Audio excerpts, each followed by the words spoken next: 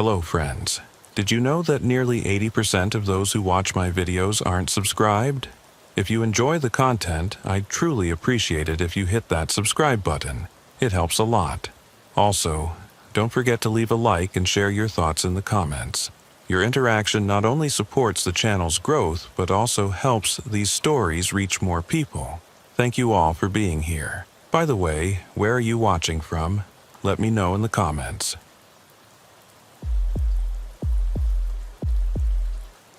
My name is Officer Michael Thompson, badge number 48447, and I've been with the California Highway Patrol for 15 years. I've worked everything from routine traffic enforcement on Interstate 5 to high-speed pursuits through the Grapevine. But nothing in my career prepared me for what happened on the night of October 14th, 2019, during what should have been a routine prisoner transport in California's Central Valley. I need to start this story by explaining a bit about my background, because it's important you understand I'm not the type of officer who makes up stories or embellishes reports. I grew up in Fresno, graduated from Fresno State with a degree in criminal justice, and joined CHP right out of college in 2004. My father had been a Fresno Police Department sergeant for 23 years before retiring, and law enforcement was always something I felt called to do. My training officer, Sergeant Patricia Williams, was a 30-year veteran who had seen everything California highways could throw at an officer. She always told us recruits that in this job, you see everything twice. Once when it happens, and once when you're writing the report. She emphasized accuracy, attention to detail, and following procedure to the letter. The moment you start cutting corners or embellishing details, she would say during our training rides, is the moment you lose credibility with the courts, with your supervisors, and most importantly with yourself. Those lessons stuck with me throughout my career. I've always prided myself on thorough, accurate reports and consistent adherence to CHP protocols. In 15 years of service, I've never had a complaint about report accuracy or procedural violations. My performance evaluations consistently rate me as exceeds expectations in areas of professionalism, attention to detail, and adherence to policy. I mention this because what I'm about to tell you is so far outside the realm of normal experience that I need you to understand I'm not someone who fantasizes or exaggerates. My career with CHP has been steady and unremarkable in the best possible way. I've worked traffic enforcement on Interstate 5 through the Central Valley, Highway 99 from Bakersfield to Fresno, and various state routes throughout Kern, Tulare, and Fresno counties. I've handled everything from routine speeding citations to major traffic accidents, DUI arrests, vehicle pursuits, and emergency medical responses. I've testified in court hundreds of times, always maintaining my reputation for factual, detailed testimony. I've been married to my wife Jennifer for 12 years. She's a nurse at Community Regional Medical Center in Fresno, working in the emergency department. We have 2 children, Emma, age 10, and Jake, age 8. I coach Jake's Little League team and help Emma with her homework every night when I'm not working. I'm active in our church, serve on the Neighborhood Watch Committee, and volunteer with the local youth programs. I say this not to brag, but to establish that I'm a stable, grounded person with strong community ties and no history of mental health issues, substance abuse, or stress-related problems. The incident I'm about to describe happened during what should have been a routine night shift. I typically work 4 10-hour shifts per week, usually Tuesday through Friday, 6 p.m. to 4 a.m. This schedule allows me to be home when the kids get back from school and spend time with the family before heading to work. On October 14th, 2019, I was working my normal Thursday night shift, assigned to Transport Unit 7 Adam 23. Let me explain the transport unit assignment, because it becomes crucial to understanding what happened. CHP operates several specialized transport vehicles designed specifically for moving prisoners between facilities. These units are modified Crown Victoria police interceptors with reinforced rear compartments, specialized restraint systems, and enhanced security features. Transport Unit 7-Adam-23 was a 2018 model that had been in service for about 18 months. The vehicle's rear compartment was completely separated from the front by a thick plexiglass barrier with small ventilation slots and a communication window that could be opened or closed from the driver's position. The rear doors had no interior handles and could only be opened from outside with a special key. The windows were made of reinforced glass that couldn't be broken from the inside. The rear seat was bolted to the floor and equipped with multiple restraint points for securing prisoners during transport. All transport vehicles are equipped with GPS tracking systems that report location, speed, and route information to CHP dispatch every 30 seconds. They also have digital video recording systems with cameras covering both the front and rear compartments. The recording systems operate continuously during transport assignments and store footage for 30 days before being overwritten. On October 14th, I reported for duty at 6 p.m. and received my assignment during the shift briefing. Sergeant Robert Davis conducted the briefing for 6 officers working various assignments throughout Kern County. My specific assignment was to transport 2 federal prisoners from the Kern County Sheriff's Department Detention Facility in Bakersfield to the California Department of Corrections Reception Center in Wasco. The transport was scheduled to begin at 10:30 p.m., giving me 4 hours to conduct routine highway patrol before the pickup. This was a standard procedure. Transport assignments were typically scheduled for later in the evening to minimize traffic and reduce security risks. During the intervening hours, I patrolled Highway 99 between Bakersfield and Delano, conducting speed enforcement and responding to 2 minor traffic accidents. At 9:45 p.m., I received radio instructions to proceed to the Kern County Detention Facility for prisoner pickup. The facility is located on Norris Road in Bakersfield, about 15 minutes from my patrol area. I arrived at 10:05 p.m. and began the standard prisoner transfer procedures.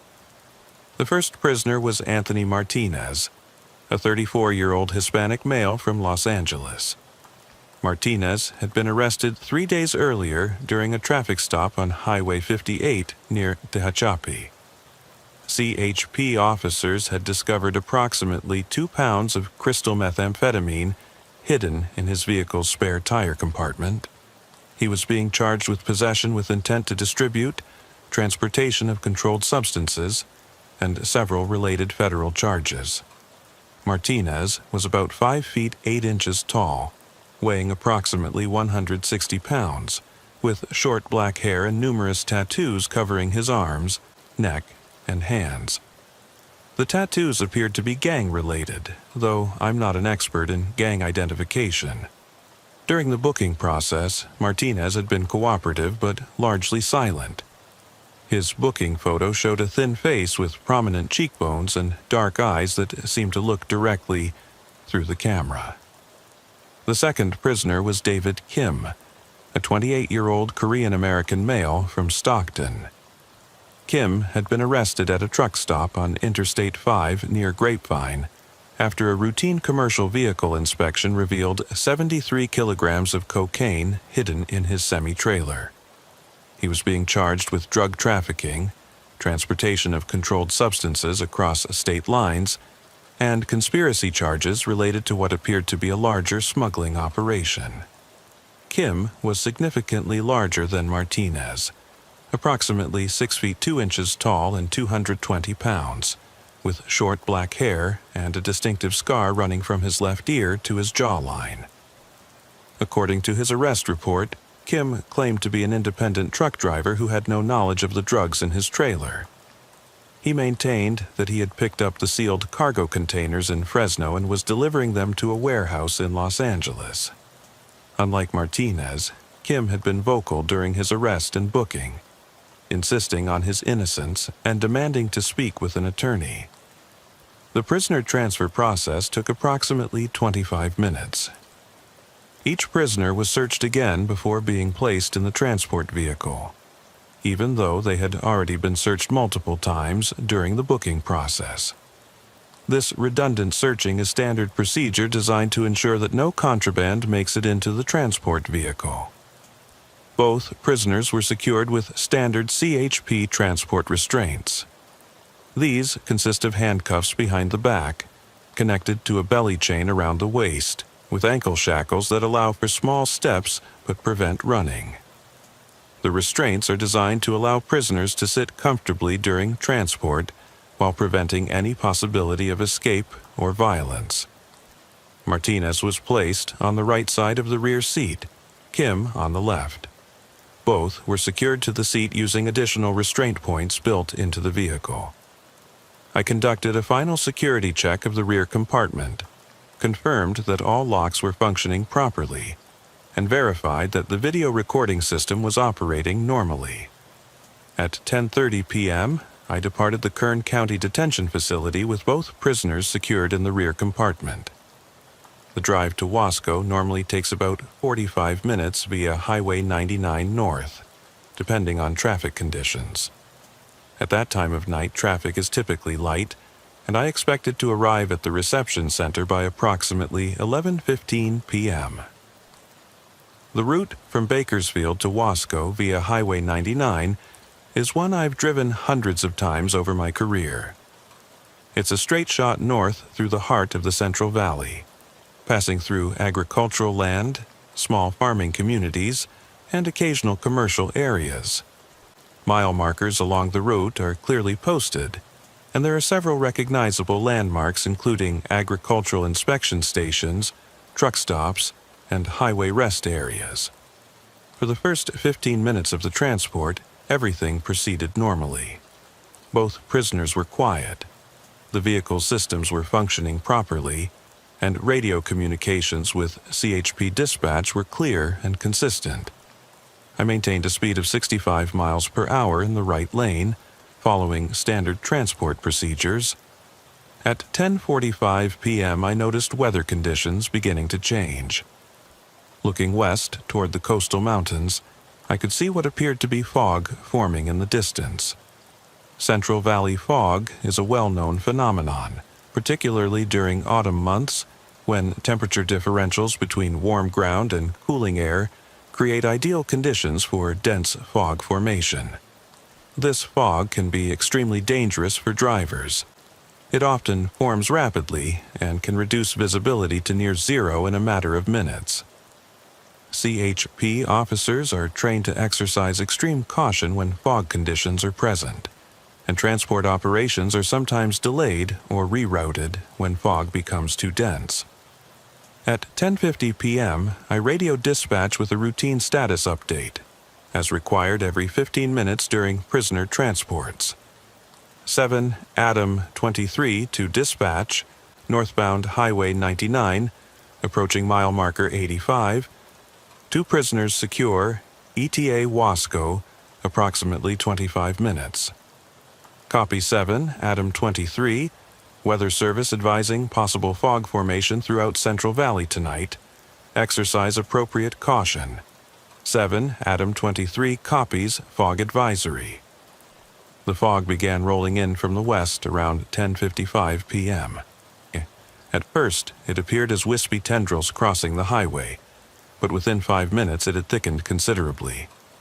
By 11 p.m., visibility had dropped to approximately 100 feet, and I reduced speed to 45 miles per hour while activating the vehicle's emergency flashers. It was during this period of reduced visibility that I first noticed unusual behavior from the prisoners. Martinez, who had been quietly staring out the window since departure, suddenly became more alert and began looking around the rear compartment as if searching for something. Kim, who had been resting, with his eyes closed, opened them and began watching Martinez with an expression of concern. At 11:05 p.m., Martinez spoke for the first time since being placed in the transport vehicle. "Officer," he said, speaking through the communication slot, "where exactly are we going?" "You're being transported to the Department of Corrections Reception Center in Wasco for processing," I replied, which was the standard response to such questions. "No," Martinez said, his voice carrying a strange tone of certainty. "I mean, where are we really going?" I found this question odd, but not necessarily alarming. Prisoners often ask questions about their destination, sometimes as a way to gauge travel time, or sometimes as a prelude to escape attempts. I had been trained to provide only basic, factual information in response to such questions. "Your destination is the reception center in Wasco," I repeated. Martinez was quiet for a moment, then said, "Officer, you need to pay attention to where we are. Something isn't right." Before I could respond, Kim spoke up. "He's right, officer. We've been driving longer than we should have." I glanced at the dashboard clock, 11:05 p.m. We had been driving for 35 minutes, which was within the normal range for the journey to Wasco, especially given the reduced speed due to fog conditions. "We're on schedule," I said. "Check your odometer," Kim said. "How many miles have we traveled since Bakersfield?" I looked at the trip odometer, which I had reset at the beginning of the transport. It showed 47 miles, which seemed about right for the distance we should have covered. "Officer," Martinez said, "do you recognize any landmarks? Any mile markers or exit signs?" I realized that I hadn't seen any mile markers for several minutes, which was unusual. Highway 99 has mile markers posted at regular intervals, and even in fog, they're usually visible with headlights. "The fog is affecting visibility," I said. "It's more than that," Kim said. "We've passed the same truck 3 times now." I looked ahead and could see the taillights of a large truck about a quarter mile in front of us. In the fog, it was impossible to make out any identifying details. "You're trying to disorient me," I said, recognizing what I thought was a common prisoner transport manipulation tactic.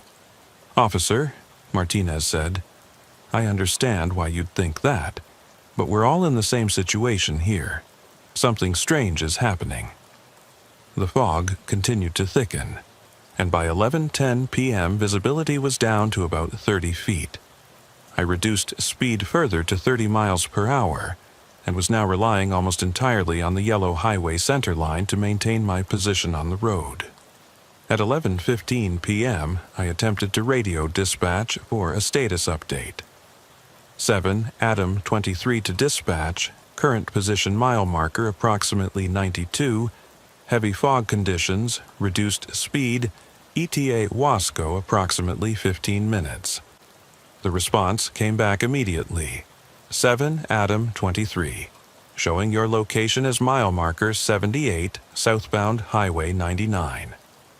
I was confused by this response. According to my calculations, we should have been north of mile marker 90, and we were definitely traveling northbound, not southbound.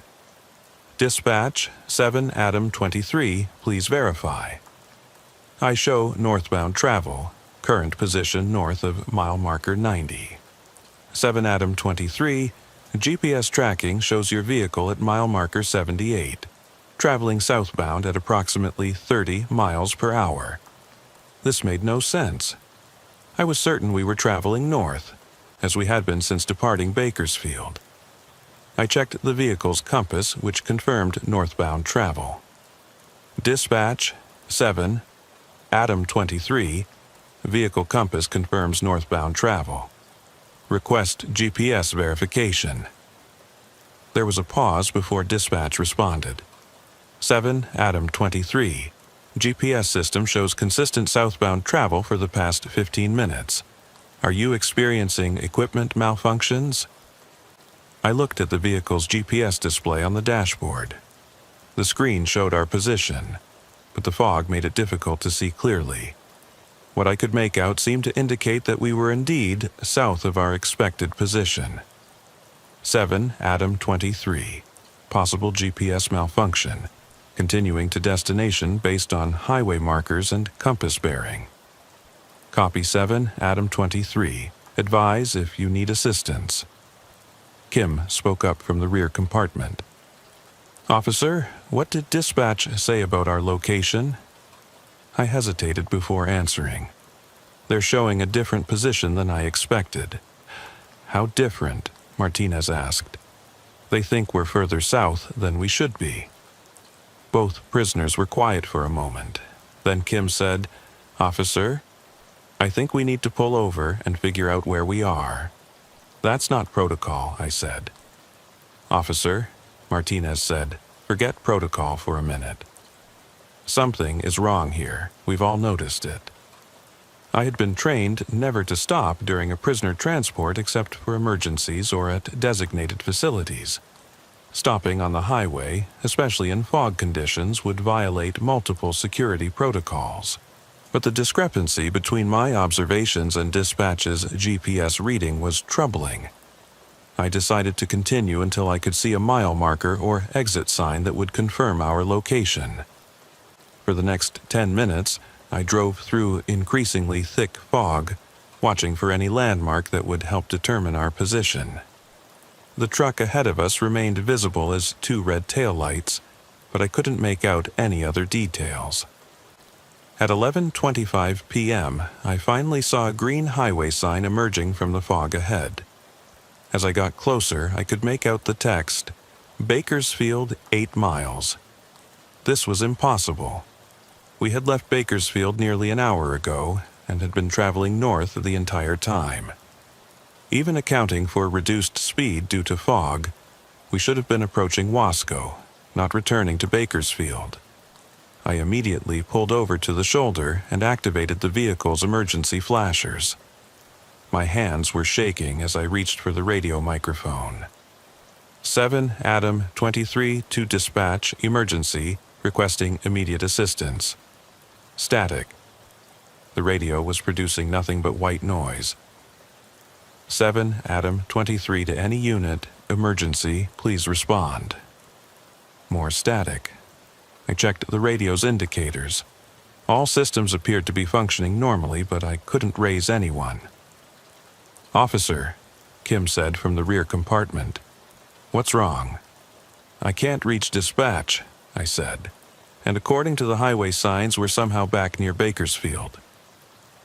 Both prisoners were quiet for a moment. Then Martinez said, Officer, we need to work together here. Something is happening that none of us understand. I sat in the driver's seat, trying to process the situation. According to the highway sign, we were 8 miles from Bakersfield, but we had been driving north from that city for nearly an hour. The radio wasn't working, GPS readings were inconsistent, and I was lost in fog that seemed to be getting thicker rather than clearing. I stepped out of the vehicle to check our surroundings and try to get a better sense of our location. The fog was so dense that I could barely see the front of the transport vehicle from the driver's door. The air was thick and damp, with an unusual smell I couldn't identify. Not the typical agricultural smells of the Central Valley, but something organic and slightly unpleasant, like decomposing vegetation. I walked to the front of the vehicle and checked the GPS unit mounted on the dashboard from outside. The display showed our coordinates as 35.2847 north, 119.0156 west, which would place us approximately 8 miles north of Bakersfield, exactly where the highway sign indicated. But this was impossible. We had been driving continuously north for nearly an hour. Even at reduced speed, we should have covered at least 30 miles, which would have put us well past Wasco. I returned to the driver's seat and tried the radio again. Still nothing but static. I checked my cell phone. No signal, which wasn't unusual in some parts of the Central Valley, but concerning given our situation. Officer, Martinez called through the communication slot. "What did you find?" "The GPS confirms we're near Bakersfield," I said. "But I don't understand how that's possible." "Officer," Kim said, "I need you to listen to me carefully. I've driven this route hundreds of times in my truck. I know every mile marker, every exit, every landmark. We've been driving in some kind of circle." "That's impossible," I said, but even as I spoke, I was beginning to doubt my own certainty. "Check your fuel gauge," Martinez said. I looked at the fuel indicator and felt my stomach drop. The gauge showed approximately 1/8 of a tank remaining. At the beginning of my shift, the vehicle had been fully fueled, and a transport to Wasco should have used no more than a quarter tank. "How long do you think we've been driving?" Kim asked. I looked at the dashboard clock. 11:30 p.m. According to the time, we had been driving for exactly 1 hour. But my fuel consumption suggested we had been driving much longer. 1 hour, I said. "Officer," Martinez said, "look at your watch." I looked at my wristwatch, 11:30 p.m. The time matched the dashboard clock. "Now look at the trip odometer." The trip odometer showed 73 miles, which was nearly double what it should have shown for a 1-hour drive to Wasco. "Something is wrong with the vehicle's systems," I said, but I could hear the uncertainty in my own voice. "Officer," Kim said, "we need to get out of this fog. Do you see any exit ramps or facilities where we can stop?" I looked ahead into the fog but could see nothing except the yellow highway lines disappearing into white haze. "I can't see any exits." "There should be an agricultural inspection station coming up," Kim said. "It's always lit even at night. If we can get there, they might have working communications equipment." I put the vehicle back in drive and continued north, now watching carefully for any signs of the inspection station Kim had mentioned. The fog remained impossibly thick, and visibility was still limited to about 30 feet. At 11:45 p.m., I saw lights ahead. Not the red taillights of the truck we had been following, but bright white lights indicating some kind of facility. As we got closer, I could see it was indeed a California Department of Food and Agriculture inspection station. I pulled into the facility's parking area and immediately saw an inspector coming out of the main building. He was a middle-aged Hispanic man with gray hair, wearing the standard CDFA uniform. "Officer Thompson," he said, reading my name tag as I approached. "I'm Inspector James Rodriguez. We got a call that you might be coming this way." This confused me. A call from whom? "CHP dispatch called about 30 minutes ago. They said you were having communication problems during a prisoner transport and might need assistance." This made no sense. I hadn't been able to reach dispatch for over 30 minutes, so how could they have called ahead to the inspection station? "Inspector Rodriguez, I need to use your communications equipment. I've been unable to reach dispatch and I'm having navigation issues." "Of course, come inside." I followed Rodriguez into the inspection station office, a small building with various communications equipment, computers, and monitoring systems. He led me to a radio unit that he said connected directly to CHP dispatch. "Dispatch, this is 7 Adam 23 requesting emergency assistance."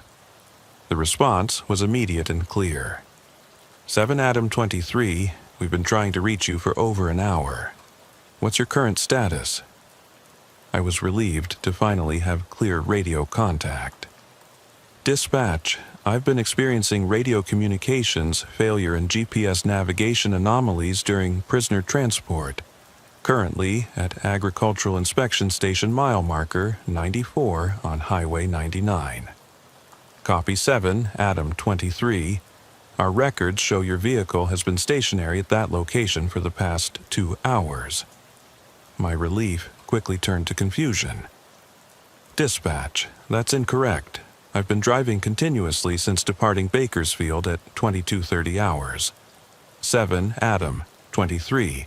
GPS tracking shows your vehicle arrived at mile marker 94 at 21:45 hours and has remained stationary since that time.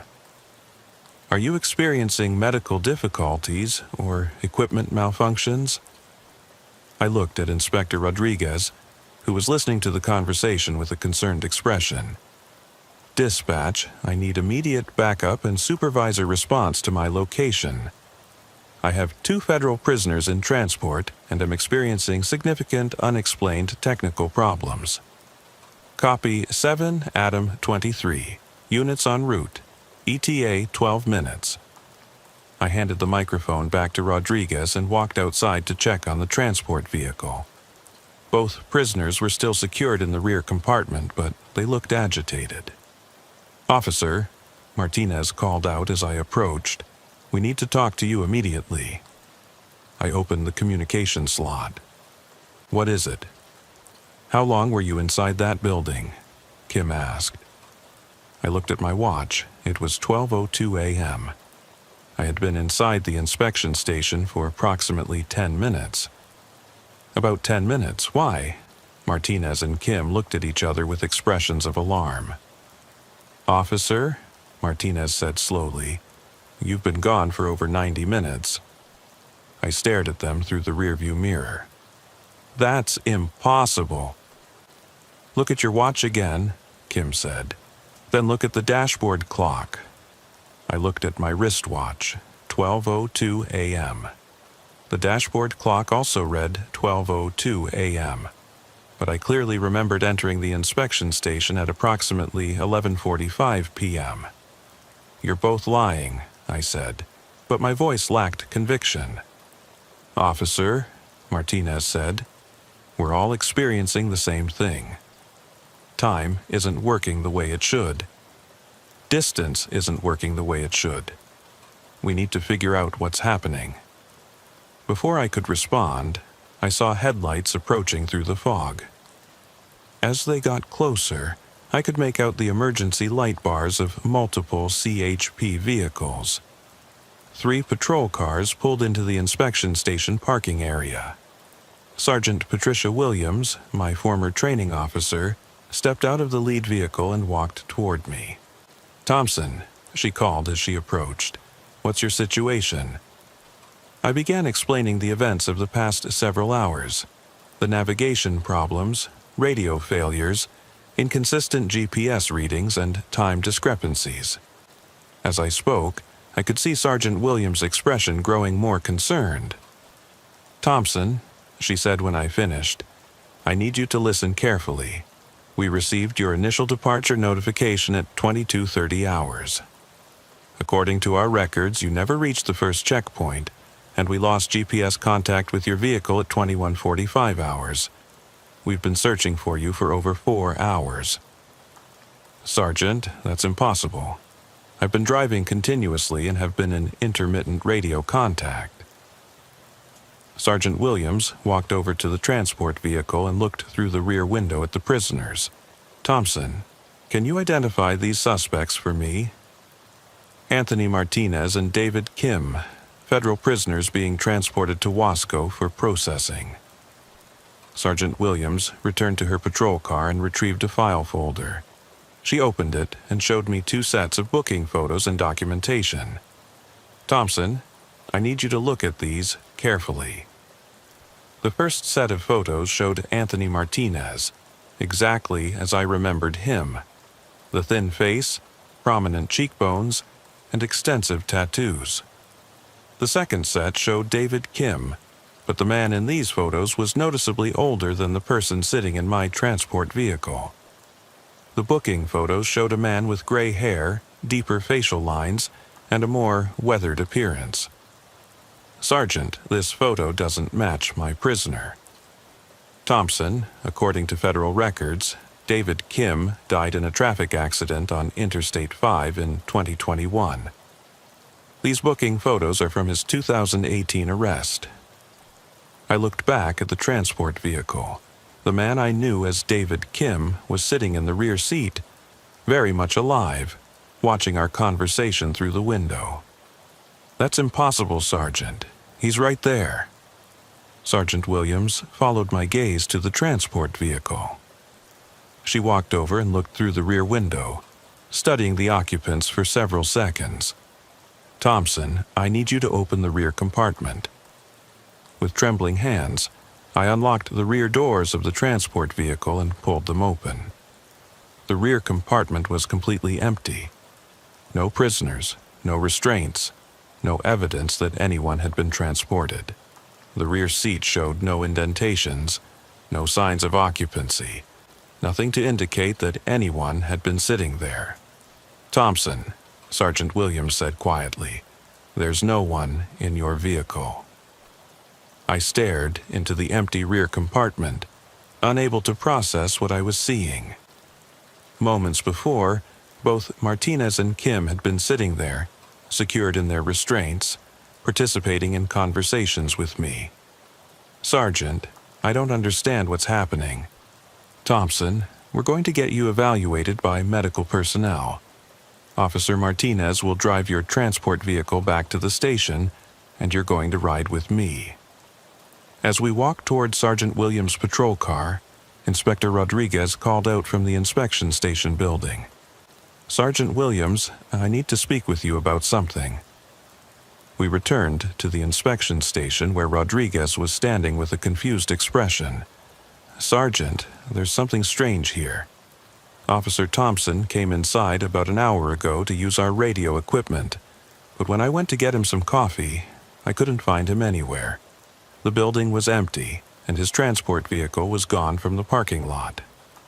I was about to call it in when you arrived."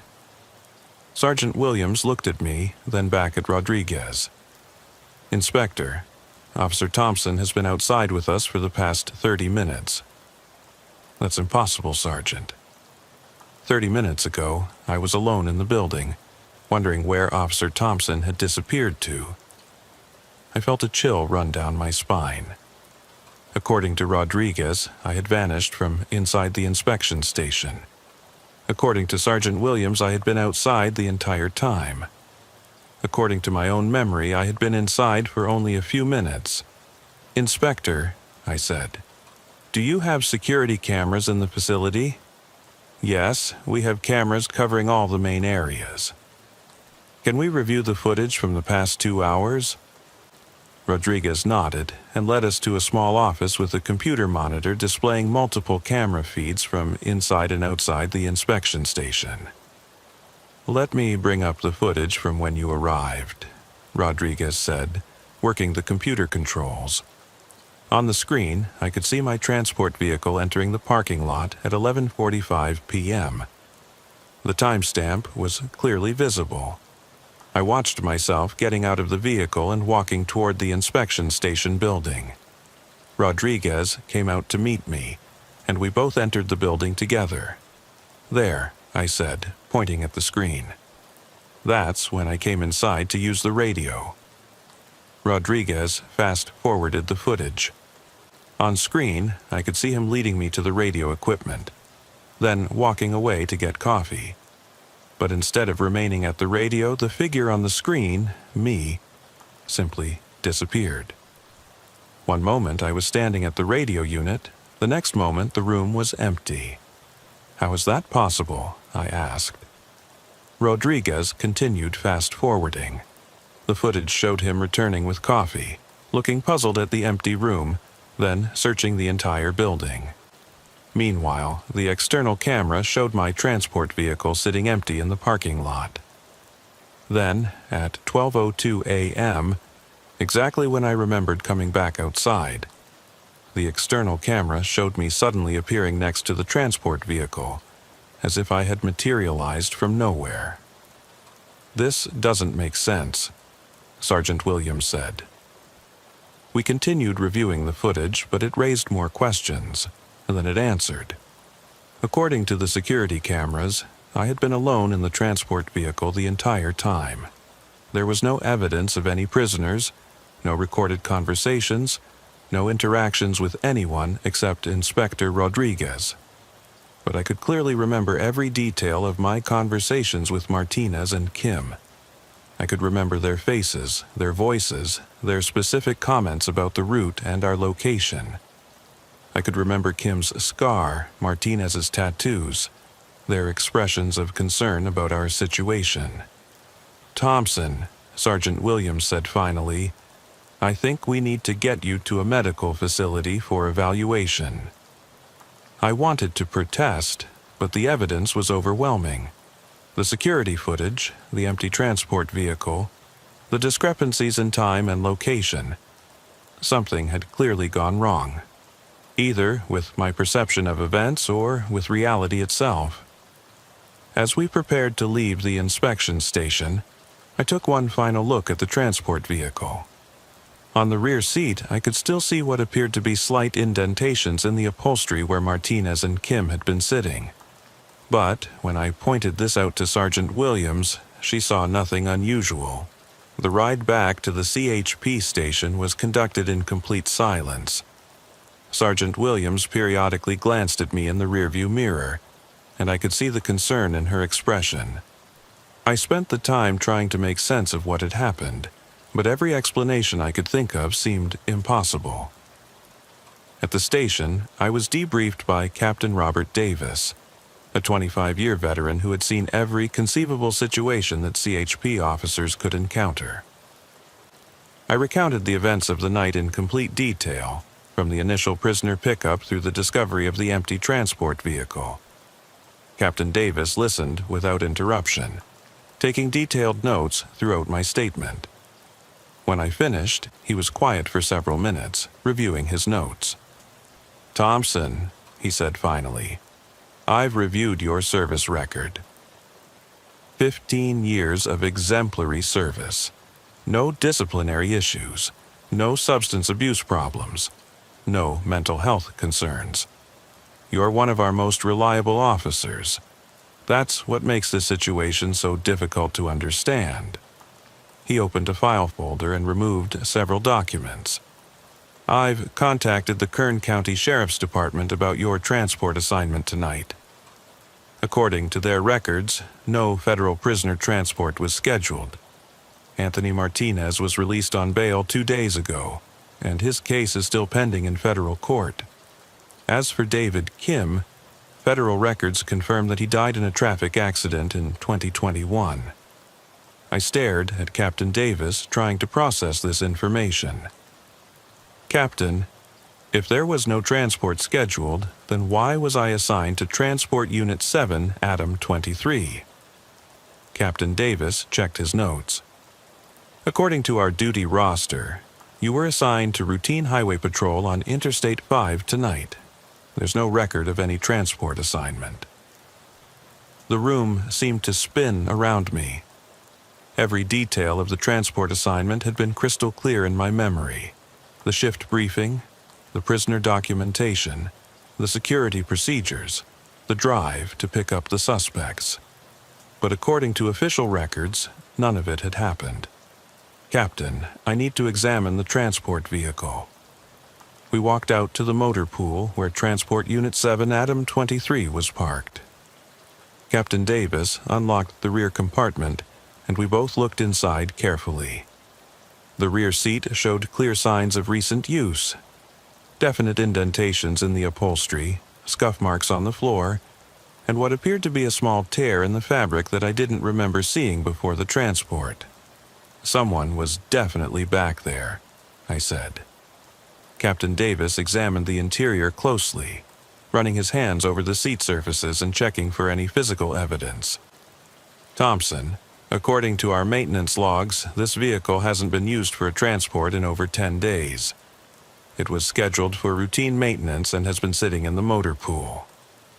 But as he spoke, I noticed something else.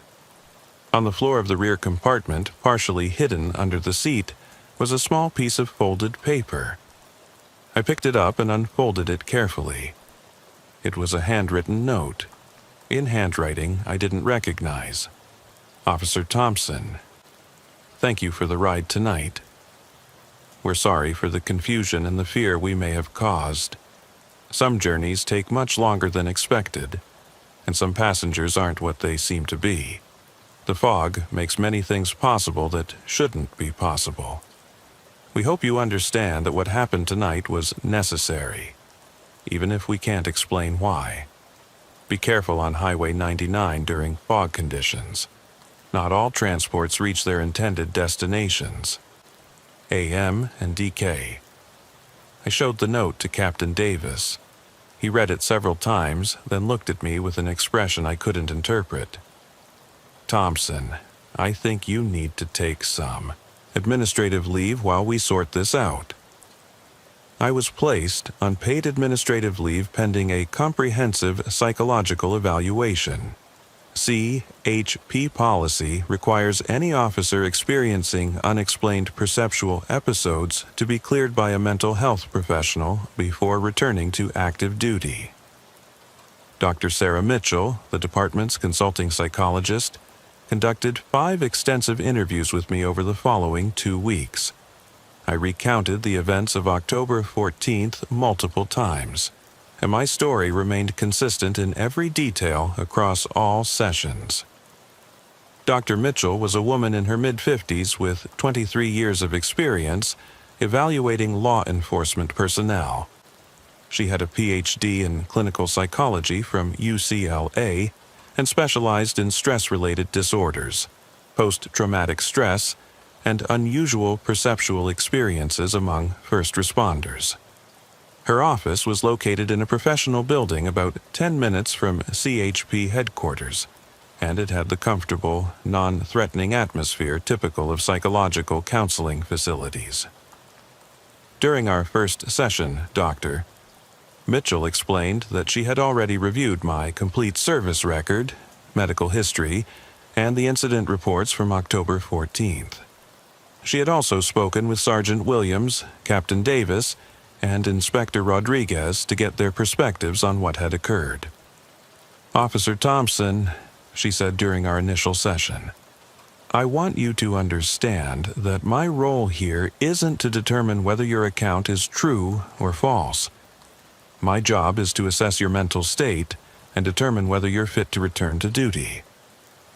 She explained that CHP had protocols for dealing with officers who experienced unusual incidents that couldn't be easily explained. Sometimes these incidents were stress-related. Sometimes they involved medical conditions that affected perception. And sometimes they involved circumstances that simply fell outside normal experience. I've been doing this for over 20 years, Dr. Mitchell said, and I've evaluated officers who have experienced everything from severe post-traumatic stress reactions to complex hallucinations to what can only be described as genuinely unexplained phenomena. Over the course of our sessions, Dr. Mitchell had me recount the events of October 14th in minute detail. She asked about specific conversations, exact times, physical descriptions of the prisoners, details about the transport vehicle, and my emotional state throughout the experience.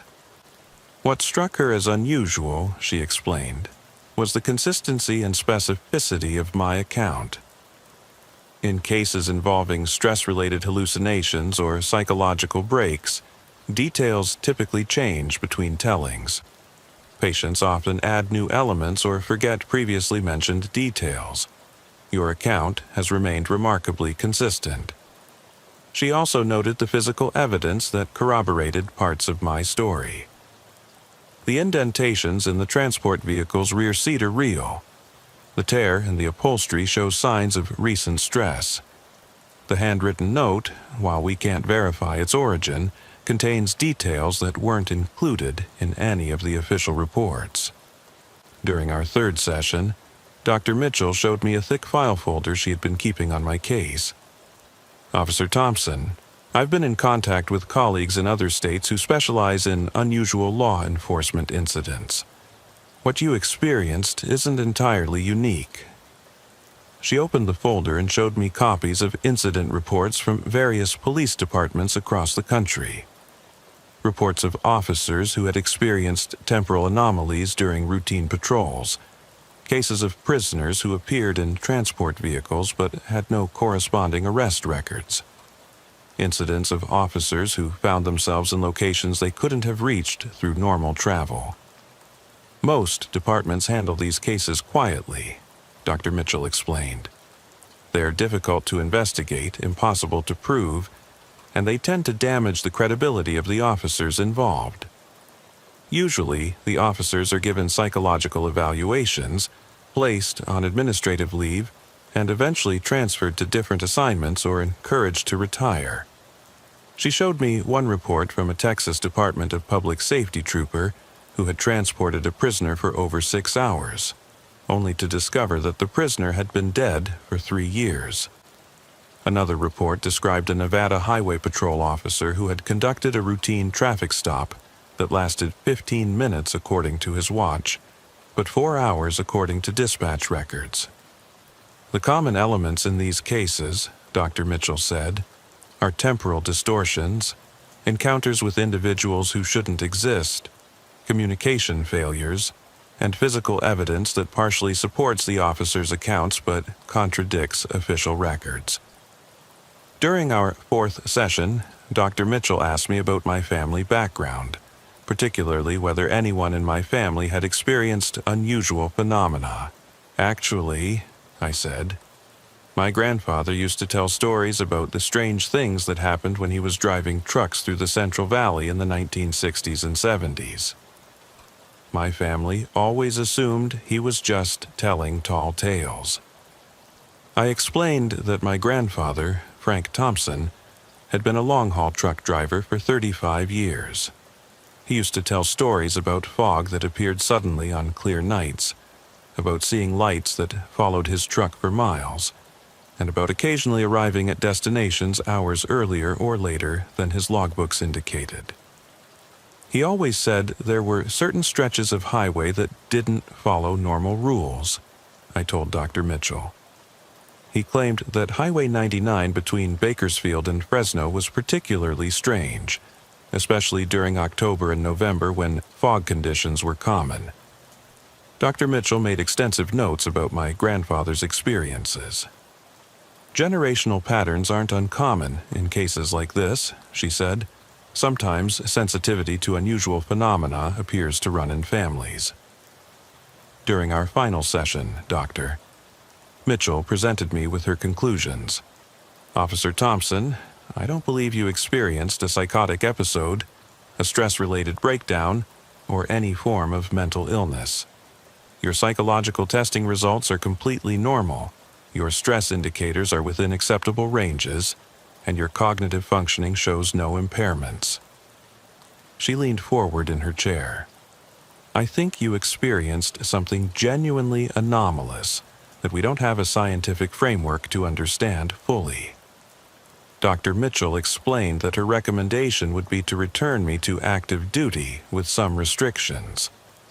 I'm going to recommend that you avoid solo assignments for the first month back, and that you be temporarily reassigned away from Highway 99 and other Central Valley routes where your grandfather reported similar phenomena. She also gave me some advice about coping with unusual experiences. If something like this happens again, document everything immediately. Take photographs if possible, record exact times and locations, and try to find independent witnesses. The more evidence you can gather, the better protected you'll be professionally. Captain Davis approved Dr. Mitchell's recommendations, and I returned to active duty on November 8, 2019. I was assigned to Interstate 5 patrol between Los Angeles and Bakersfield, avoiding the Central Valley routes where my experience had occurred. For the first few weeks back on duty, everything seemed normal. I worked routine traffic enforcement, responded to accidents and breakdowns, and conducted regular patrol activities without incident. My confidence began to return, and I started to wonder if the events of October 14th had been some kind of stress-related hallucination after all. But 3 weeks after returning to duty, I was assigned to a routine traffic stop that would prove my experience hadn't been an isolated incident. On November 29, 2019, I was working a day shift on Interstate 5 about 20 miles north of Los Angeles. It was a clear, sunny Friday afternoon with excellent visibility and moderate traffic. I was conducting routine speed enforcement when I clocked a silver Honda Civic traveling 84 miles per hour in a 65 mile per hour zone. I activated my emergency lights and initiated a traffic stop. The driver pulled over immediately and was waiting with his license and registration ready before I reached his window. This level of preparation was unusual, but not unprecedented. Some drivers anticipate what officers will ask for and have their documents ready. The driver was a Hispanic male, approximately 35 years old, with numerous tattoos on his arms and neck. His driver's license identified him as Anthony Martinez, with an address in Los Angeles. As I looked at the license, I felt a chill of recognition. This was unmistakably the same person I remembered from the October 14th transport. The same facial features, the same tattoos, the same general appearance. "Mr. Martinez," I said carefully, "have we met before?" He smiled, but it wasn't a friendly expression. There was something knowing and slightly unsettling about his demeanor. "Officer Thompson, I was wondering when we'd run into each other again." The fact that he knew my name was alarming. I wasn't wearing a visible name tag, and I hadn't introduced myself. "How do you know my name?" "You gave me a ride a few weeks ago," Martinez said. "Me and my friend David, long drive through the fog." I felt my heart rate accelerate. According to official records, the October 14th transport had never happened. Martinez should have had no knowledge of it. "Mr. Martinez, I need you to step out of the vehicle." He complied without argument, but as he stood next to his car, he looked directly at me with the same expression I remembered from the transport vehicle. "Officer Thompson, you're still trying to figure out what happened that night, aren't you?" I reached for my radio to call for backup, but before I could key the microphone, Martinez continued speaking. "Don't bother calling for help. This conversation won't take long, and we're not going to have any problems." Despite his words, I activated my radio. 7 Adam 15 to dispatch, requesting backup for traffic stop. Interstate 5 northbound mile marker 127. The response was immediate static, the same white noise I had experienced during the October 14th incident. "Officer Thompson," Martinez said, leaning against his car in a casual posture, "you're starting to understand, aren't you? Some things don't follow the rules you learned at the academy." I kept my hand near my service weapon but didn't draw it. "Mr. Martinez, I need you to put your hands on the vehicle and face away from me." "I'm not going to resist," he said, but he didn't move to comply. "I just want to help you understand what happened that night." "According to official records, nothing happened that night," I said. "Dr. Mitchell concluded that I experienced some kind of stress-related incident." Martinez laughed, the same low chuckle I remembered from the transport vehicle. "Dr. Mitchell is a smart woman, but she's never driven through the fog on Highway 99 at midnight. She's never picked up passengers who aren't supposed to exist." The mention of Dr. Mitchell's name sent another chill through me. That information wasn't public, and I hadn't mentioned her name during this traffic stop. "How do you know about Dr. Mitchell?" "Officer Thompson, time isn't as linear as you think it is. Neither is space, neither is existence itself. That night in October, you drove through something that most people never experience. A gap in the normal fabric of reality." Before I could respond, I heard another vehicle approaching from behind.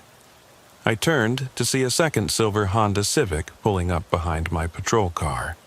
The driver got out, an Asian male, approximately 30 years old, with a distinctive scar running from his left ear to his jawline.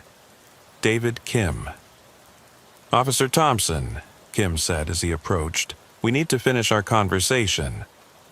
I drew my service weapon and pointed it at both men. "Both of you, hands where I can see them, get on the ground now." Neither man moved to comply, but neither showed any aggressive behavior. They simply stood there, watching me with expressions that seemed sympathetic rather than threatening. "Officer," Kim said quietly, "we're not here to hurt you. We're here to explain what really happened that night and why it's going to keep happening." "What do you mean, keep happening?" "The Central Valley has certain properties," Kim explained. "Geographic anomalies that most people never encounter because they don't drive the highways at the right times, under the right conditions. Time works differently in certain places," Martinez added. "The fog that night wasn't just weather. It was a manifestation of something deeper, a place where different timelines intersect. I was having trouble processing what they were telling me, but the evidence of my own senses was becoming impossible to deny. My radio wasn't working, just like on October 14th. These two men shouldn't exist according to official records. Yet here they were, knowing details about my experience that hadn't been made public. "You're both under arrest," I said, but my voice lacked conviction. "Officer Thompson," Martinez said gently, "look at your watch." I glanced at my wrist. The watch showed 2:30 p.m., which was approximately when I had initiated the traffic stop. "Now, look at your patrol car's dashboard clock." I looked through the driver's side window of my cruiser. The dashboard clock showed 11:47 p.m. "That's impossible," I whispered. "Check your fuel gauge," Kim suggested. I looked at the patrol car's fuel indicator. It showed nearly empty, despite having filled up at the beginning of my shift 6 hours earlier. "How is this possible?" "Because you've been driving for longer than you think," Kim explained. "And you're about to discover that this traffic stop isn't happening where, or when, you think it is." I looked around at the landscape surrounding us. It appeared to be the familiar scenery along Interstate 5, rolling hills, scattered oak trees, and distant mountains. But something seemed subtly different, though I couldn't identify exactly what. "Where are we?" "Interstate 5, Martinez said, "but not the Interstate 5 you know. You're experiencing what we experienced that night. Displacement in time and space." "I don't understand any of this." Kim walked closer, moving slowly so as not to appear threatening. "Officer Thompson, what's the last thing you clearly remember before initiating this traffic stop?" I thought back. I had been patrolling Interstate 5, conducting routine speed enforcement. I had clocked Martinez's Honda, exceeding the speed limit, and activated my emergency lights to initiate the stop. I was conducting speed enforcement. I clocked your vehicle doing 84 in a 65 zone. "And before that?" Martinez asked. "What do you remember about the beginning of your shift?" I tried to recall the start of my shift, but the memories seemed fuzzy and incomplete, like trying to remember a dream that was fading upon waking. I remember reporting for duty, the shift briefing. "What day is today?" Kim asked. I thought about it. "Friday, November 29th. "And what day did your shift start?" I couldn't answer. The memory felt incomplete, fragmented. "Officer Thompson," Martinez said gently, "you've been driving for 3 days straight. You haven't stopped, you haven't slept, you haven't eaten.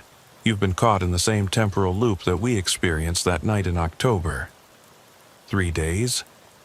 I looked at my watch again. The date display showed December 2nd, but that seemed impossible.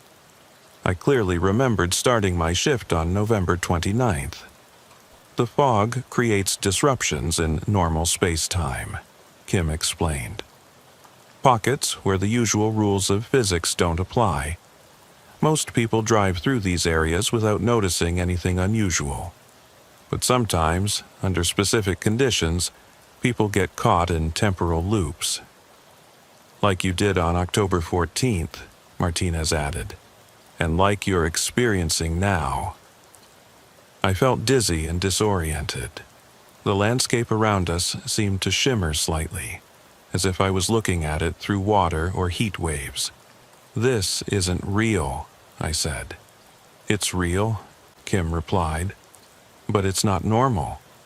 You're experiencing a phenomenon that exists outside conventional understanding of reality. How do I get out of it?" The two men looked at each other, then back at me, with expressions of genuine concern. "We don't know for certain," Martinez said quietly. "We've been trying to figure that out ourselves for a long time." "What do you mean?" "Officer Thompson," Kim said, "we're not the same Martinez and Kim you transported in October. We're different versions from different times, different circumstances. The temporal anomaly pulls in people from various points along their personal timelines. The Martinez you transported in October was from 2016, Martinez explained. I'm from 2014, before my arrest. The Kim you knew died in 2021, but this version of him is from 2018. My head was spinning. This is insane. The fog appears at irregular intervals along certain stretches of California highways, Kim continued. It's been documented sporadically for decades, but most reports are dismissed as hallucinations, stress reactions, or equipment malfunctions. There are other officers who have experienced similar events, Martinez said. Most of them are told they had medical episodes or psychological breaks. Some are quietly transferred to different assignments. A few take early retirement. But you're still here, I pointed out. We're caught in the same kind of loop you are, Kim replied. We appear when the anomaly is active, we try to help people understand what's happening, then we disappear when the effect cycles. Are you real? We're as real as you are, Martinez said. But we exist in a state that doesn't conform to normal temporal boundaries. I looked around again. The landscape was definitely shimmering now, and I could see what appeared to be fog beginning to form at the horizon, despite the clear afternoon sky above us. It's starting again, Kim observed. What's starting? The next cycle, Martinez said. You're about to be pulled back into the temporal loop. I could feel panic rising in my chest. How do I stop it? We don't know, Kim said honestly. But we've learned that fighting it makes the experience worse and lasts longer. The more you resist what's happening, the longer you stay trapped. The key seems to be acceptance, Martinez added. Understanding that what you're experiencing is beyond normal comprehension, but not necessarily harmful. The fog was getting thicker, rolling across the landscape toward us, despite the fact that it had been a clear day moments before. I could feel the temperature dropping, and the air was taking on that same organic smell I remembered from October 14th. Officer Thompson, Kim said urgently, there's something important you need to know. This isn't the first time we've had this conversation with you. What do you mean? We've met you here before, Martinez explained, multiple times. You get caught in the loop, we try to explain what's happening, the fog resets everything, and it starts over. How many times? We've stopped counting, Kim said. But each time you remember a little more. Each time you're closer to understanding what you need to understand. The fog was now thick enough that I could barely see my patrol car, even though it was only 30 feet away. What am I supposed to understand? That reality is more flexible than you've been taught, Martinez said. That time and space can be manipulated under certain conditions. That there are places where the normal rules simply don't apply. The Central Valley has always been strange, Kim added. Native American tribes knew about certain areas they avoided during specific times of year. Early settlers reported inexplicable phenomena. Even today, there are experienced truck drivers who refuse to travel certain routes at night. I could no longer see either of their vehicles. The fog had become so thick that we seemed to be standing in a white void, disconnected from any recognizable reality. What happens now? Now you drive, Martinez said. You get back in your patrol car and you drive through the fog. Eventually, you'll emerge somewhere else. Someone else. And then? Then it starts over, Kim said. Until you learn what you need to learn. Which is what? We don't know, Martinez admitted. That's something you have to discover yourself. But we think it has something to do with accepting that the universe is stranger and more complex than most people realize. I could barely see them now. They were becoming shadowy figures in the white haze. Officer Thompson, Kim's voice seemed to come from far away. Remember that not everything can be explained by procedures and protocols. Sometimes you have to trust your experience, even when it contradicts everything you've been taught. The next time we meet, Martinez's voice was fading. Try to remember this conversation. Try to remember that you've been here before, and that each time brings you closer to understanding.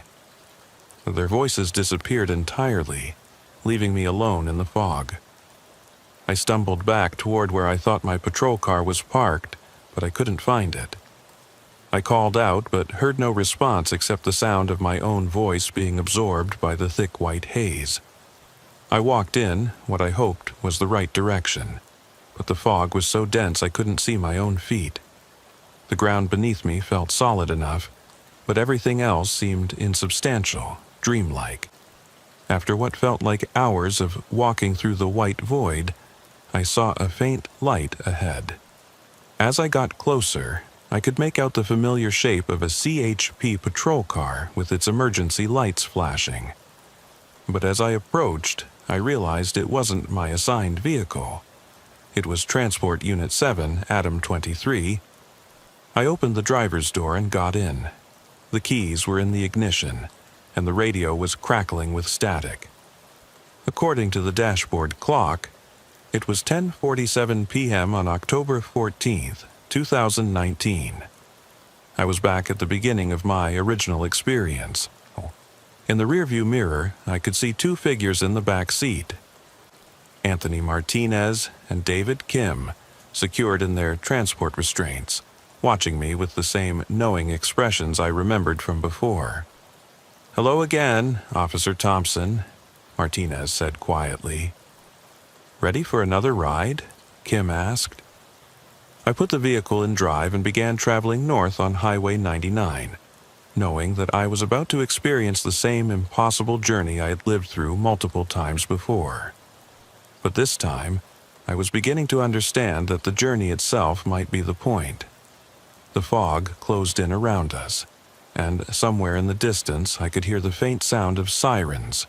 Other officers, other transports, other loops in the endless cycle of Highway 99's temporal anomaly.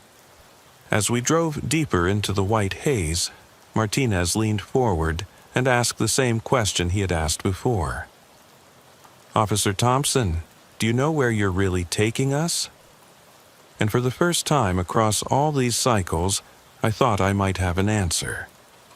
But as I opened my mouth to respond, the fog swallowed everything, and another cycle began.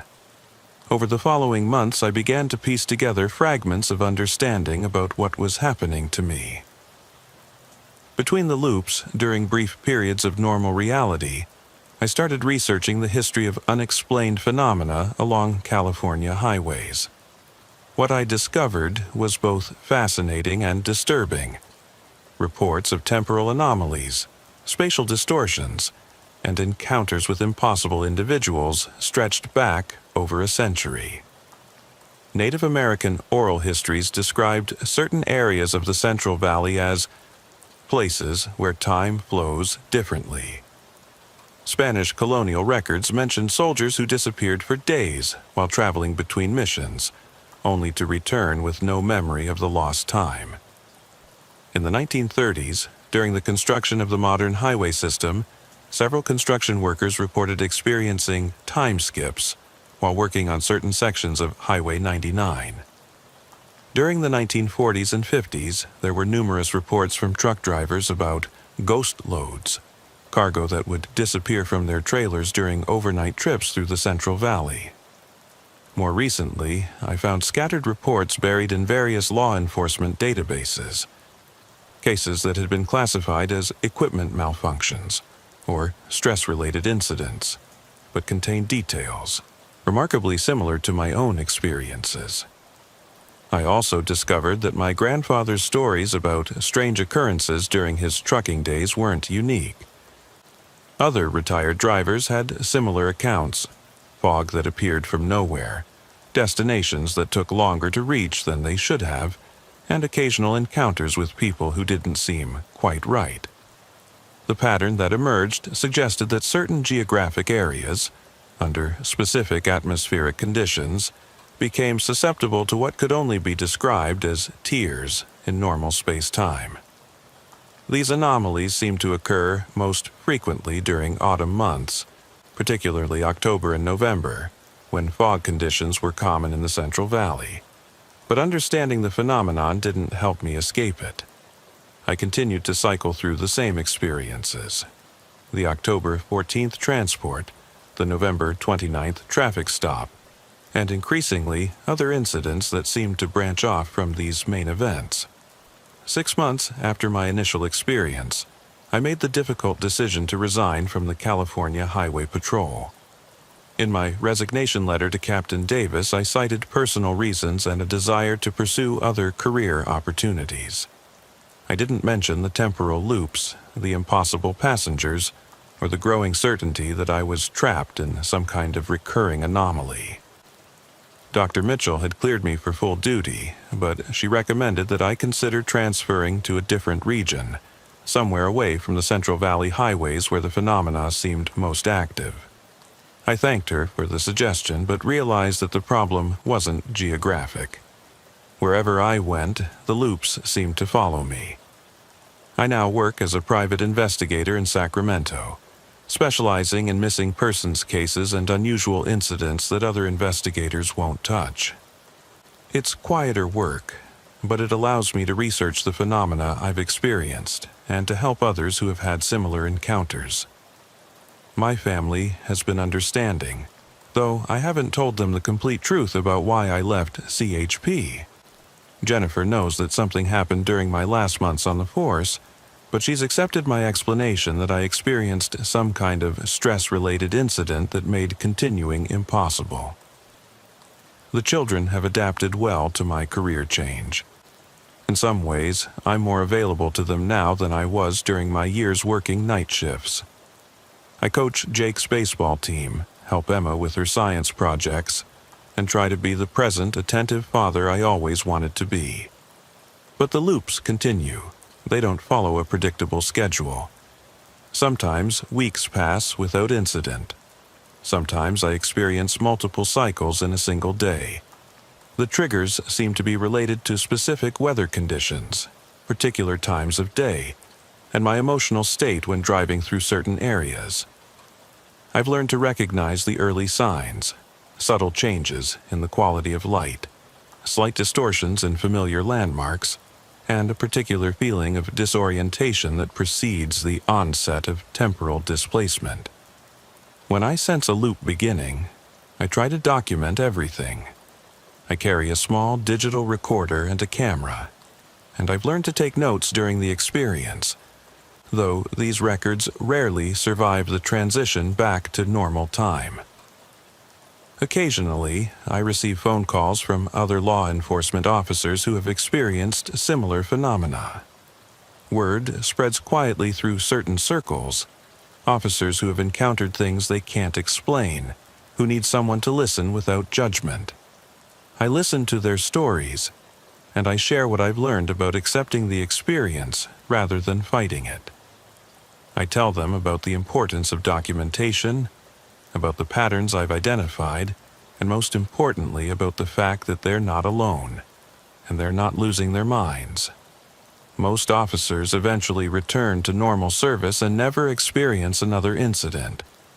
A few, like me, seem to be permanently affected, cycling through anomalous experiences for reasons we don't understand.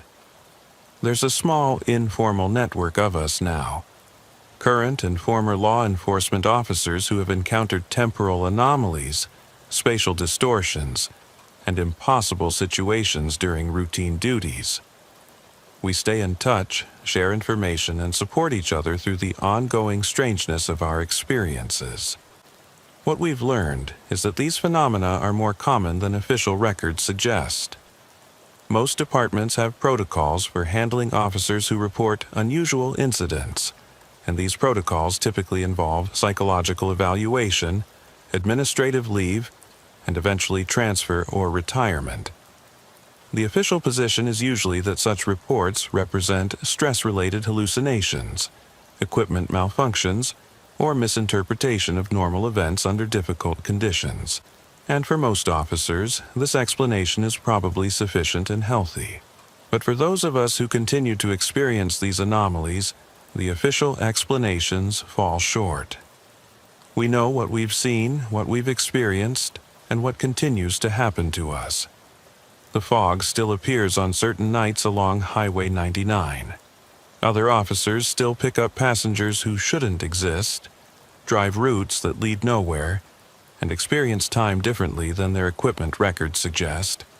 And somewhere in those cycles, Martinez and Kim continue their eternal journey, helping confused officers understand that reality is more complex and stranger than anyone wants to admit. Sometimes, on clear nights when I'm driving through the Central Valley on Interstate 5, I can see lights in my rearview mirror. Patrol cars that appear and disappear, following routes that don't exist on any map, carrying passengers who exist in the spaces between moments. The fog makes everything possible. And some journeys, I've learned, never really end. They just cycle through different versions of the same impossible truth, waiting for travelers who are ready to accept that the universe is far stranger than we ever imagined.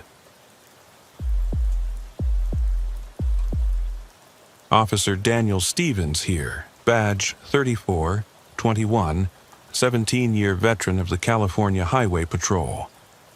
I've patrolled every mile of Highway 1 between San Francisco and Los Angeles, more times than I can count. But what happened during my shift on March 23, 2023, changed everything I thought I knew about that beautiful, treacherous stretch of coastline. Let me be straight with you from the start. I'm not a guy who believes in ghost stories or supernatural nonsense. I'm a practical man who grew up in Half Moon Bay, spent 4 years in the Marine Corps before joining CHP, and I've always been the type to look for logical explanations when things get strange. My dad was a commercial fisherman for 30 years. My mom worked at the Pillar Point Harbor managing boat registrations, and I learned early that the ocean is dangerous enough without adding imagination to the mix. My childhood was spent around boats, fishermen, and people who made their living from the sea. You hear stories in that environment. Tales of vessels that disappeared in calm weather. Fishing boats found drifting empty with no sign of their crews, and experienced captains who swore they saw lights following them on foggy nights. But my family always treated these as just stories, the kind of tales that grow with each telling around the harbor after a few beers. When I joined CHP in 2006, I specifically requested assignment to Highway 1 Coastal Patrol. I knew the road intimately from growing up here, understood the unique challenges of policing a highway that hugs the Pacific coastline for hundreds of miles, and I felt like I could make a real difference keeping people safe on one of California's most scenic and dangerous routes. My decision to join law enforcement came after my military service. I'd served 2 tours in Iraq as a military police officer, and when I returned home, I wanted to continue serving in a way that would help protect people.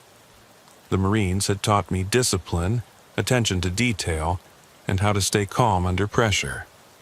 All skills that would prove essential for Highway 1 patrol. Highway 1 presents challenges you don't find on inland routes. The road is narrow, winding, and carved into cliffsides that drop hundreds of feet to rocky beaches below. Weather conditions change rapidly along the coast. You can start your shift in bright sunshine and end it in thick coastal fog that reduces visibility to 20 feet. During winter storms, the ocean spray can reach the roadway, making driving conditions extremely hazardous. The highway itself is a marvel of engineering, but also a testament to human stubbornness.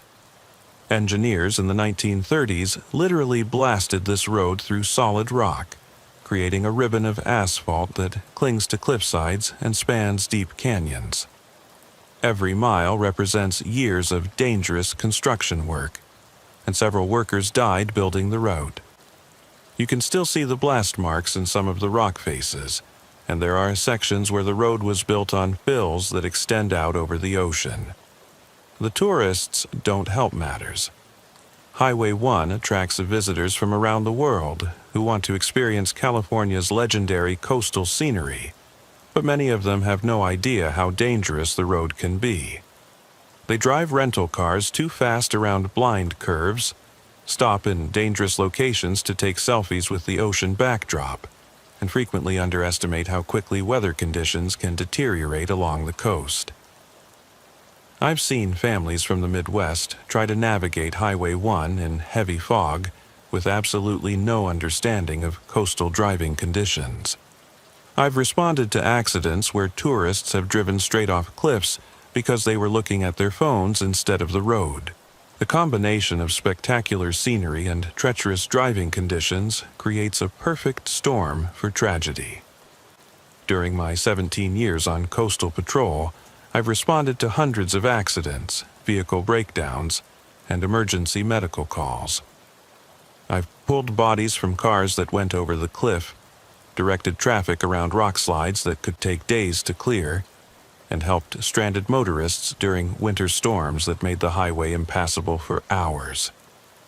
I've seen the ocean claim vehicles during high tides, watched landslides swallow entire sections of roadway, and dealt with accidents that seemed to defy explanation. I've also seen the highway's strange moods.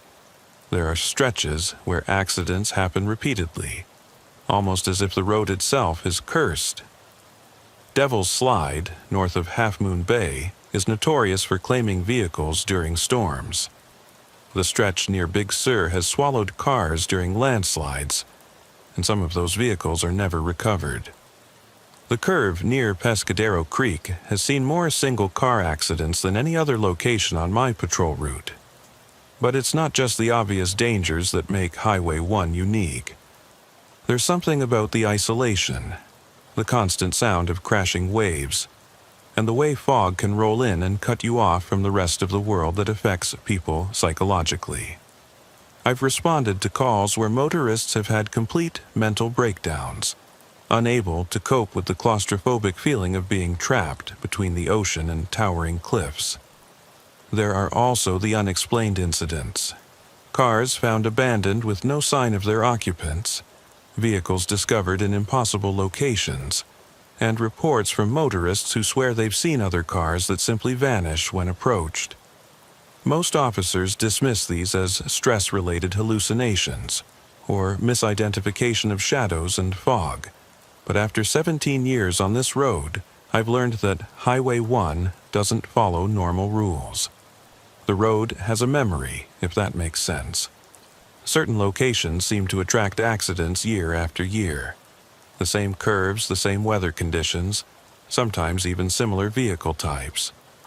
I've responded to accidents at locations where I knew immediately what I would find because I'd been there before under nearly identical circumstances. My shift on March 23, 2023, started like any other Thursday evening. I reported for duty at 4 p.m. at the CHP office in Half Moon Bay, which serves as headquarters for coastal patrol operations between San Francisco and Santa Cruz. The office is located in a converted 1960s building that always smells faintly of salt air and coffee, with walls covered in maps showing accident patterns and hazard locations along the coast. The building itself has character. It was originally constructed as a Coast Guard station before being converted for CHP use in the 1980s. The floors creak when you walk across them. The windows are constantly fogged with salt spray, and the radio equipment has to be replaced more frequently than inland stations due to corrosion from the marine environment. The weather forecast that day called for clear skies, transitioning to patchy fog after sunset, which was typical for March along the coast. Spring weather in the coastal mountains can be unpredictable. Clear and warm one moment, then shrouded in fog that rolls in from the ocean with startling speed. The marine layer can form rapidly when warm inland air meets the cold Pacific, creating fog banks that can stretch for miles and persist for hours. During the shift briefing, Sergeant Lisa Martinez went over the usual concerns for coastal patrol. Sergeant Martinez had been working Highway 1 for 12 years and knew every dangerous curve and accident-prone location along our stretch of coastline. She was a no-nonsense supervisor who expected thorough reports and professional conduct, but she also understood the unique stresses of coastal patrol work. The briefing covered increased tourist traffic due to spring break, ongoing construction delays near Pacifica that were backing up traffic during commute hours, and reports of aggressive sea lions on the beaches near Año Nuevo State Park that were drawing curious visitors who were parking illegally along the highway. The construction project near Pacifica had been ongoing for 8 months, requiring single-lane closures during peak traffic hours that created dangerous backup conditions. There had also been reports of unusual wildlife behavior. Marine biologists from UC Santa Cruz had observed that whales and dolphins were staying unusually close to shore, and several dead seabirds had been found along beaches with no obvious cause of death. Sergeant Martinez warned us to be alert for any unusual animal behavior that might indicate environmental hazards or changes in ocean conditions. Additionally, there had been increased reports of reckless driving and illegal camping along remote sections of Highway 1. Spring break was bringing more visitors than usual, and many were unfamiliar with coastal driving conditions and local regulations. We were instructed to maintain high visibility patrols and to be particularly vigilant about speeding in construction zones. My assigned patrol sector that night was Highway 1 between Half Moon Bay and Santa Cruz, approximately 60 miles of coastline that includes some of the most remote and beautiful stretches of the route. This sector encompasses the small coastal towns of Pescadero, San Gregorio, and Davenport, along with dozens of state beaches, redwood groves, and agricultural areas. The sector also includes some of the most accident-prone stretches of Highway 1. The curves around Pescadero Creek, the steep grades near Waddle Creek, and the notorious fog zone around Pigeon Point Lighthouse have claimed numerous vehicles over the years. Part of my job was to maintain high visibility in these areas to discourage dangerous driving and to be positioned for rapid response when accidents occurred. I began my patrol around 4:30 p.m., driving south from Half Moon Bay toward Pescadero. Traffic was moderate for a Thursday afternoon, a mix of local commuters heading home to coastal communities and early tourists starting their weekend trips. The late afternoon light was spectacular, turning the ocean into a sheet of gold and highlighting the green hills that roll down to the coastline like giant waves frozen in time. Everything seemed normal during the first hour of my patrol. I conducted routine speed enforcement near the Pescadero Creek Bridge, where the speed limit drops from 55 to 35 due to the sharp curves and narrow bridge. I assisted a motorist with a flat tire near San Gregorio State Beach, helping them change their tire in a safe location away from traffic. I also responded to a minor fender bender at a scenic overlook where two tourists had been so distracted by the view that they backed into each other while trying to leave the parking area. These were typical incidents for coastal patrol. The combination of spectacular scenery and unfamiliar driving conditions leads to a steady stream of minor accidents and traffic violations. Most tourists drive more slowly than the posted speed limits, but they also tend to make sudden stops and unpredictable lane changes when they spot something they want to photograph. The first unusual incident occurred around 6:15 p.m., just as the sun was beginning to set.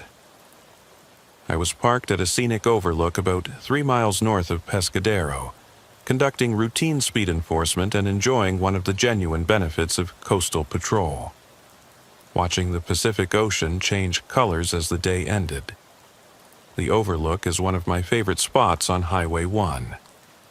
It provides an unobstructed view of the coastline stretching north toward Half Moon Bay and south toward Santa Cruz. On clear days, you can see the Farallon Islands on the horizon and watch fishing boats heading out for night fishing. The sound of waves crashing against the rocks below is constant and soothing, and the salt air has a clean, fresh quality that you don't find inland. A silver Toyota Camry approached from the north, traveling at what appeared to be a reasonable speed. I wasn't running radar at that moment, so I didn't get an exact reading, but the vehicle seemed to be maintaining the posted 55-mile-per-hour speed limit. The car looked relatively new, maybe 3 or 4 years old, with no obvious damage or equipment violations. But as the Camry passed my location, I noticed something that struck me as odd. The driver appeared to be a woman in her 30s with long brown hair, and she was looking directly at me with an expression of what seemed like recognition or familiarity. This wasn't the usual quick glance that most drivers give when they see a patrol car. She was staring at me as if she knew me personally. What struck me as strange was that she slowed down significantly as she passed, almost as if she was expecting me to pull her over.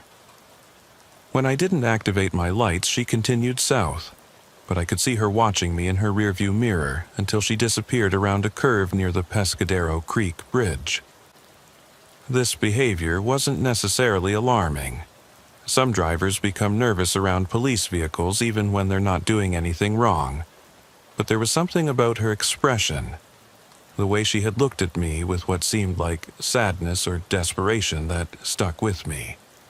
It was as if she was trying to communicate something without words. 5 minutes later, the same silver Camry approached from the north again. Same woman, same long brown hair, same expression of recognition. This time, I paid closer attention to the license plate.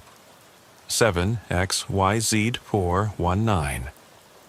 She slowed down again as she passed, looking directly at me with that same unsettling expression, then continued south toward Pescadero. I found this peculiar, but not necessarily alarming. Sometimes people make U-turns at scenic overlooks and drive the same stretch of road multiple times to enjoy the scenery. It's not uncommon, especially during sunset when the light is particularly beautiful. Tourists often drive back and forth along particularly scenic stretches, taking photos and trying to capture the perfect view for their social media accounts. But when the same car passed for a third time, 10 minutes later, I decided to investigate. The repetitive behavior could indicate a number of problems: a lost driver who was confused about directions, someone experiencing a medical emergency, or potentially someone conducting surveillance on my position for criminal purposes. I pulled out behind the Camry and activated my emergency lights to initiate a traffic stop. The driver immediately responded by pulling over in a safe location at a wide spot in the road where there was adequate shoulder space and good visibility in both directions. I approached the vehicle following standard CHP procedures, positioning myself slightly behind the driver's window to maintain a tactical advantage while remaining visible in her mirrors. But as I got closer to the driver's side window, I noticed something that made me pause and reassess the situation. The woman looked exactly as I had observed during her previous passes. Mid-30s, long brown hair, wearing a light blue sweater. But there was something deeply unsettling about her expression. She wasn't looking at me with the normal mixture of concern and curiosity that most people show during traffic stops. Instead, she was watching me with what I can only describe as profound sadness, as if she was grieving for something. "Good evening, ma'am," I said as she rolled down her window.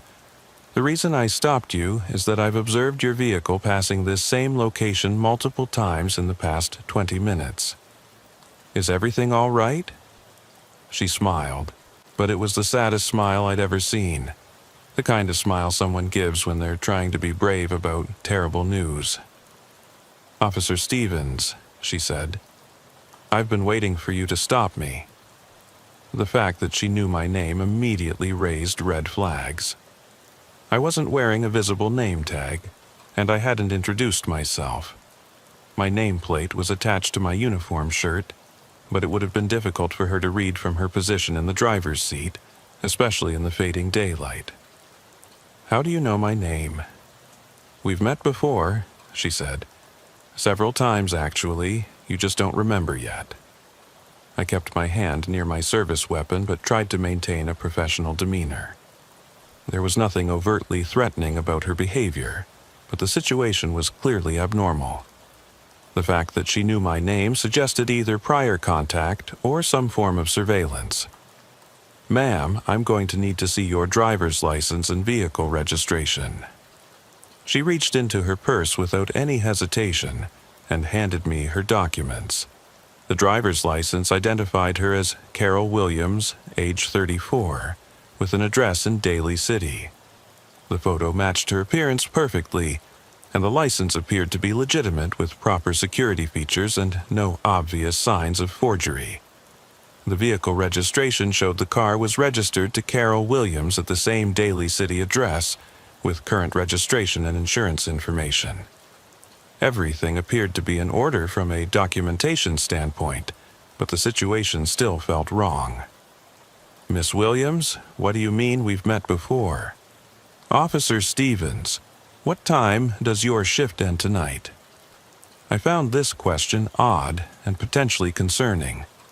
Citizens asking about officer schedules could indicate surveillance for criminal purposes, or it might suggest someone planning to file a complaint and wanting to know when I would be available. "Ma'am, that's not relevant to this stop. Can you explain why you've been driving past the same location repeatedly?" "Because I've been looking for you," she said. "I need to warn you about what's going to happen tonight." "Warn me about what?" Carol Williams looked out at the ocean, which was now reflecting the orange and pink colors of the sunset, in a display that would have been breathtaking under normal circumstances. When she looked back at me, her expression was even sadder than before. "Officer Stevens, you're going to respond to an accident tonight around 11:30 p.m. A single vehicle rollover about 15 miles south of here, near Waddell Creek. You're going to find a silver Toyota Camry that went off the road." I felt a chill run down my spine. The specificity of her prediction was alarming, and the detail about the vehicle type matching her own car was particularly troubling. This could indicate someone planning to cause an accident, either involving themselves or others. "Miss Williams, are you planning to cause an accident?" "No," she said quietly. "I'm going to be the accident."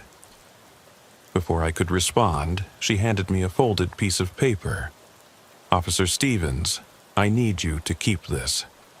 After you find my car tonight, read what I've written. It will help you understand what's happening here. Ma'am, I think you need medical attention. I'm going to call for an ambulance."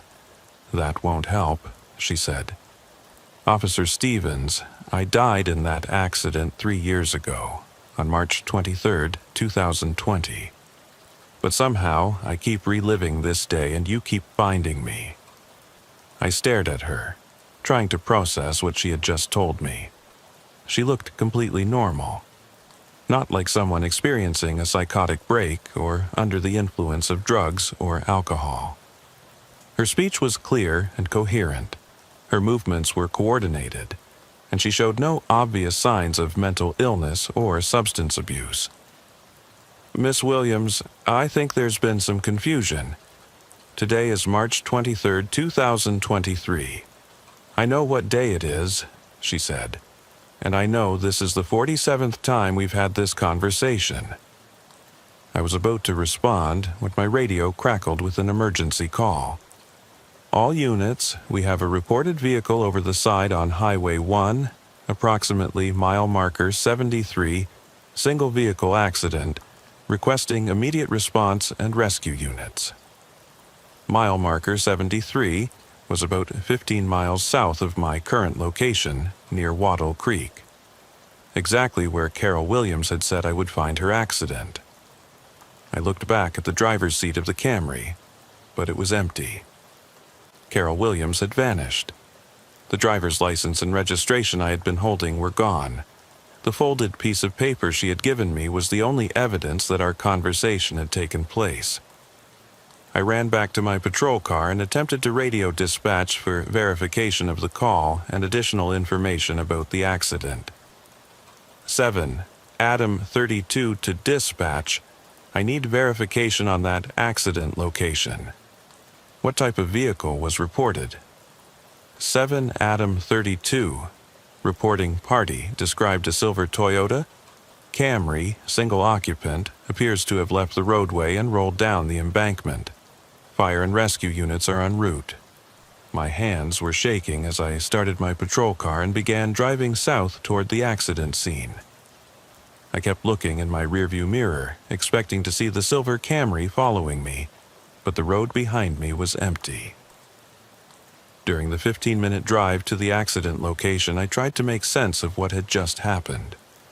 The most logical explanation was that Carol Williams was experiencing some kind of psychological episode and had somehow managed to slip away while I was distracted by the radio call. But that didn't explain how she had known about the accident before it was reported, or how she had known my name. I arrived at mile marker 73 at 6:47 p.m. The accident scene was exactly as described. Fresh tire marks indicated that a vehicle had left the roadway at high speed and rolled down a steep embankment toward the ocean.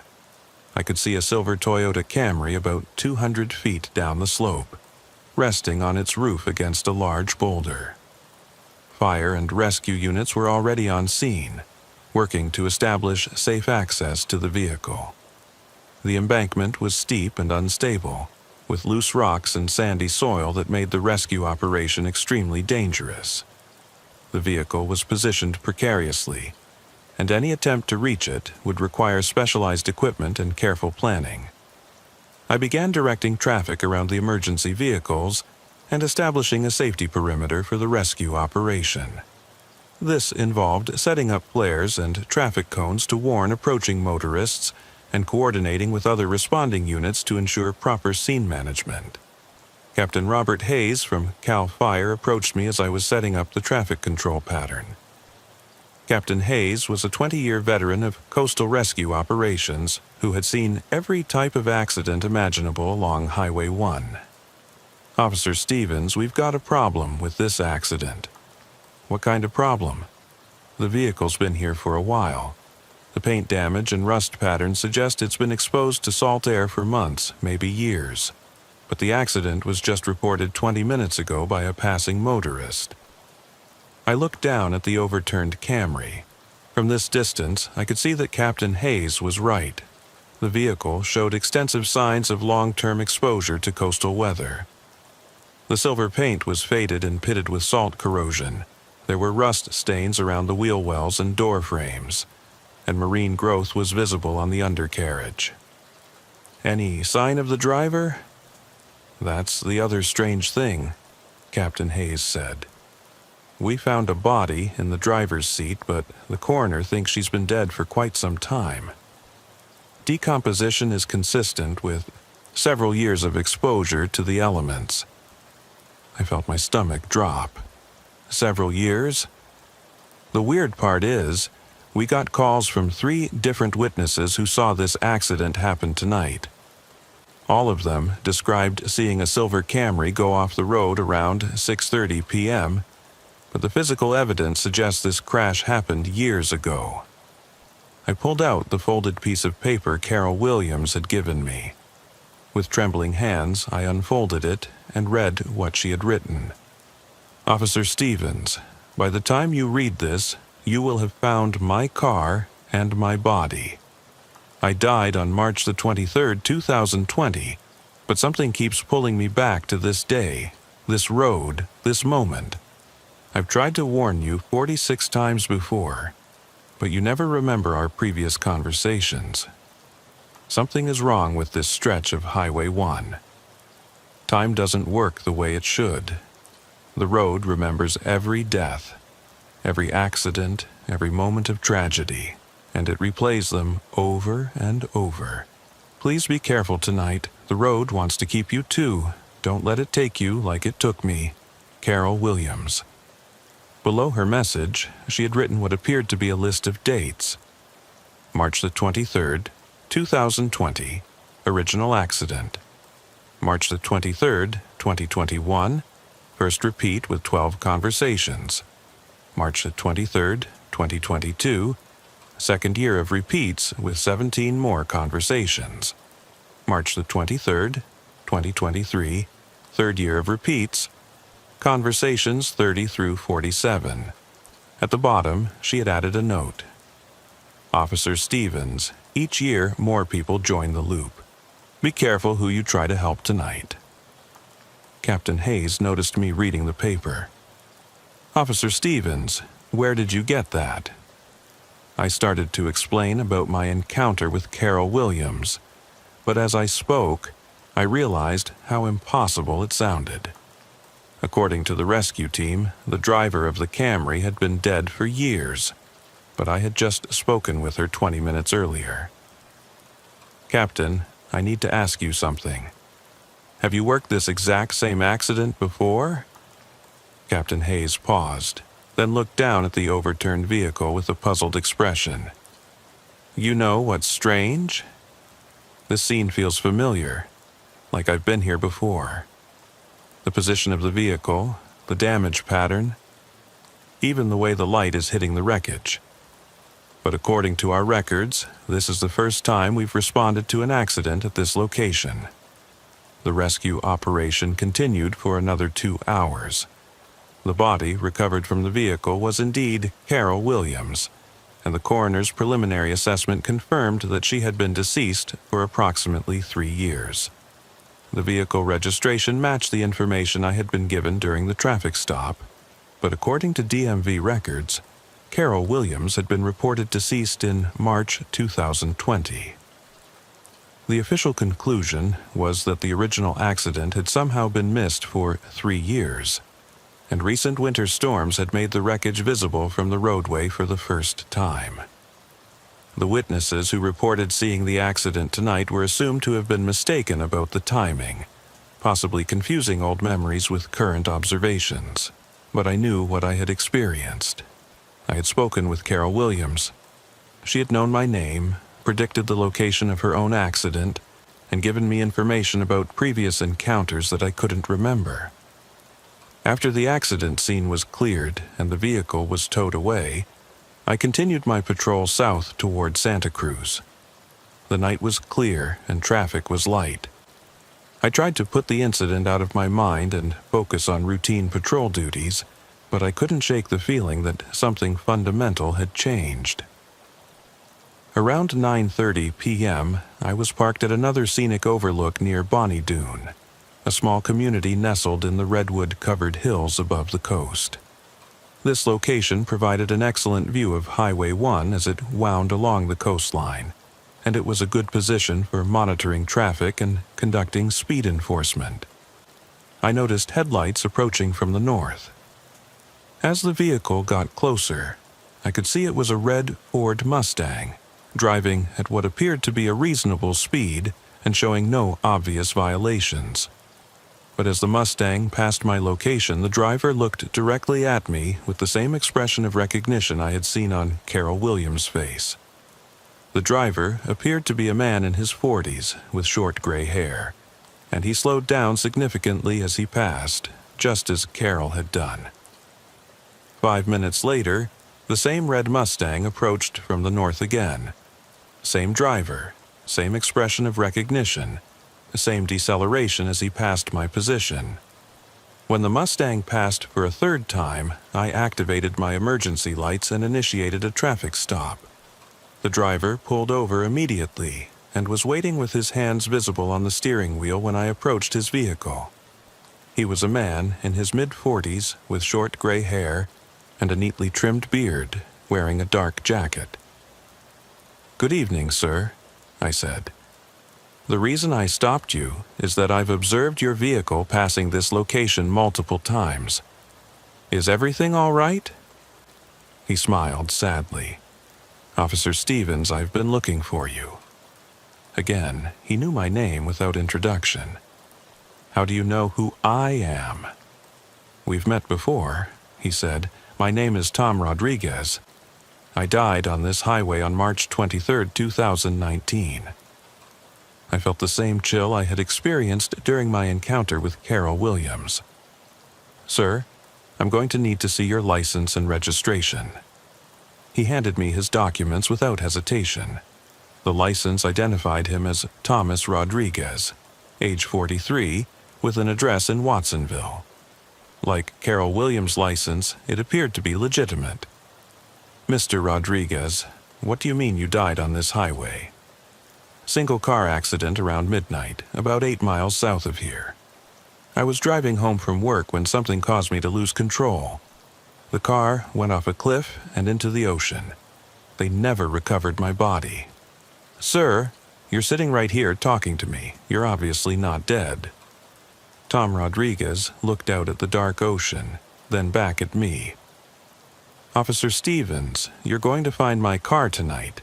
It's going to wash up on the beach near Davenport, just like it does every year on March 23rd. Red Mustang, license plate 4ABC789. I looked at the license plate on his vehicle. 4ABC789. "This is your car, Mr. Rodriguez. You're driving it right now." "Look at your watch, Officer Stevens." "What time is it?" I checked my watch, 9:45 p.m. "Now look at your patrol car's dashboard clock." I turned to look at my patrol car. The dashboard clock showed 11:58 p.m. "That's impossible," I said. "I just checked my watch." "Time doesn't work correctly on this stretch of highway," Tom Rodriguez said. "Especially on March 23rd, that's when it happened. When whatever changed this place started affecting people who died here." Before I could ask what he meant, my radio crackled with another emergency call. "All units, we have a report of a vehicle in the water near Davenport Beach. Appears to be a red passenger car requesting immediate response and marine rescue." I looked back at Tom Rodriguez, but like Carol Williams before him, he had vanished. His car was gone, and I was standing alone on the roadway, holding a driver's license that was becoming transparent in my hands. I drove south to Davenport Beach as quickly as safely possible. When I arrived, I found Coast Guard and Marine rescue units already on scene, working to recover a red Ford Mustang from the surf. The vehicle had apparently washed up on the beach during high tide. Coast Guard Petty Officer Jennifer Walsh briefed me on the situation. "Officer Stevens, this is a strange one. The vehicle appears to have been in the water for years. Extensive saltwater corrosion, marine growth on the undercarriage, the works. But multiple witnesses called in tonight reporting seeing a car go off the cliff." "Any sign of the driver?" "That's what's really weird. We found remains in the driver's seat, but they're old. The coroner estimates several years old. The license plate matches a missing person case from 2019. Thomas Rodriguez, reported missing after failing to return home from work on March 23, 2019. I stood on the beach, watching the waves wash around the partially submerged Mustang, and tried to process what was happening. Two separate incidents involving people who had died years ago on March the 23rd, both of whom had spoken to me as if they were alive, both of whom had known details about accidents that were about to be discovered. The official explanation for both incidents was the same. Winter storms had uncovered old accident sites that had somehow been missed for years. The witnesses were assumed to be mistaken about timing or experiencing some kind of mass hallucination. But I knew what I had experienced. I had spoken with both Carol Williams and Tom Rodriguez. They had been as real as any living person I had ever encountered. After the scene at Davenport Beach was cleared, I continued my patrol south. I was now seriously questioning my own sanity, but I still had several hours left on my shift and a responsibility to maintain public safety on Highway 1. Around 1:30 a.m., I received a call about a possible stranded motorist near the Pigeon Point Lighthouse. A passing driver had reported seeing someone walking along the roadway and waving for help. I arrived at the location and immediately spotted a figure walking along the shoulder of the highway. As I got closer, I could see it was a young woman, probably in her 20s, wearing jeans and a white t-shirt. She appeared to be uninjured but distressed. I activated my emergency lights and pulled over to assist her. "Ma'am, are you all right? Do you need help?" She approached my patrol car with obvious relief. "Officer Stevens, thank God you're here. I've been walking for hours." Once again, she knew my name. "What's your name, ma'am?" "Amy Chen. My car broke down around 2 a.m. and I've been trying to find help." I looked at my watch. 1:45 a.m. "Ma'am, it's only 1:45. Your car couldn't have broken down at 2. Amy Chen looked confused. "Officer Stevens, it's almost 4 a.m. I've been walking for nearly 2 hours. I checked my patrol car's dashboard clock. 3:52 a.m. The time discrepancy was happening again. "Miss Chen, where is your vehicle?" "About a mile north of here. It just stopped running. I was driving home to San Francisco from a friend's wedding in Monterey." "When did this happen?" "March 23, 2018, she said without hesitation. I felt my blood run cold. "Ma'am, today is March 23, 2023. Amy Chen stared at me with growing confusion. "That's impossible. I was just at Sarah's wedding tonight. It's 2018. I radioed dispatch to request a tow truck and backup, but received only static in response. I tried my cell phone, but there was no signal. "Miss Chen, I'm going to give you a ride to your vehicle." As we drove north, Amy Chen talked about the wedding she had attended, describing events and people with vivid detail. She seemed completely convinced that it was 2018 and that only a few hours had passed since her car broke down. We found her vehicle about a mile north of where I had picked her up. A blue Honda Civic parked on the shoulder with its hazard lights flashing. But, like the previous vehicles I had encountered, this car showed signs of long-term abandonment. The paint was faded, the tires were flat, and there was rust around the wheel wells. "That's not my car," Amy said as we approached. "My car is brand new. I just bought it last month." But the license plate matched the registration she showed me, and when she tried her key, it opened the door. Inside the vehicle, I found something that made my hands shake. A newspaper on the passenger seat dated March 24, 2018, with a headline about a missing person. "San Francisco woman disappears during drive home from Monterey." The article included a photo of Amy Chen and described how she had left a wedding in Monterey on the evening of March the 23rd, 2018, and never arrived home. Her abandoned vehicle had been found on Highway 1 near Pigeon Point, but there was no sign of what had happened to her. I looked back at Amy, who was staring at her car with growing horror. Officer Stevens. I remember now. I remember walking along this road, but it wasn't for 2 hours, it was for years. Walking the same stretch over and over, looking for help that never came. Amy, what happened to you? I don't know. I remember my car breaking down, and I remember starting to walk. Then, everything gets confused. Sometimes it's day, sometimes it's night. Sometimes there are other people walking with me, other people who say they're lost on Highway 1. Before I could ask more questions, I heard the sound of approaching vehicles. Multiple sets of headlights were coming from both directions. CHP patrol cars, fire trucks, and what appeared to be Coast Guard vehicles. As the vehicles got closer, I could see that they were all older models. Patrol cars from different eras, fire trucks with outdated equipment, and Coast Guard vehicles that looked like they hadn't been used in years. The vehicles stopped in a circle around us, and officers began getting out. But these weren't contemporary CHP officers. Their uniforms were from different time periods. Some from the 1990s, some from the 2000s, some from even earlier eras. A sergeant with an old-style CHP uniform approached me. His name tag read Williams. Officer Stevens, I'm Sergeant Robert Williams. I died on this highway in 1987. Sergeant, what's happening here?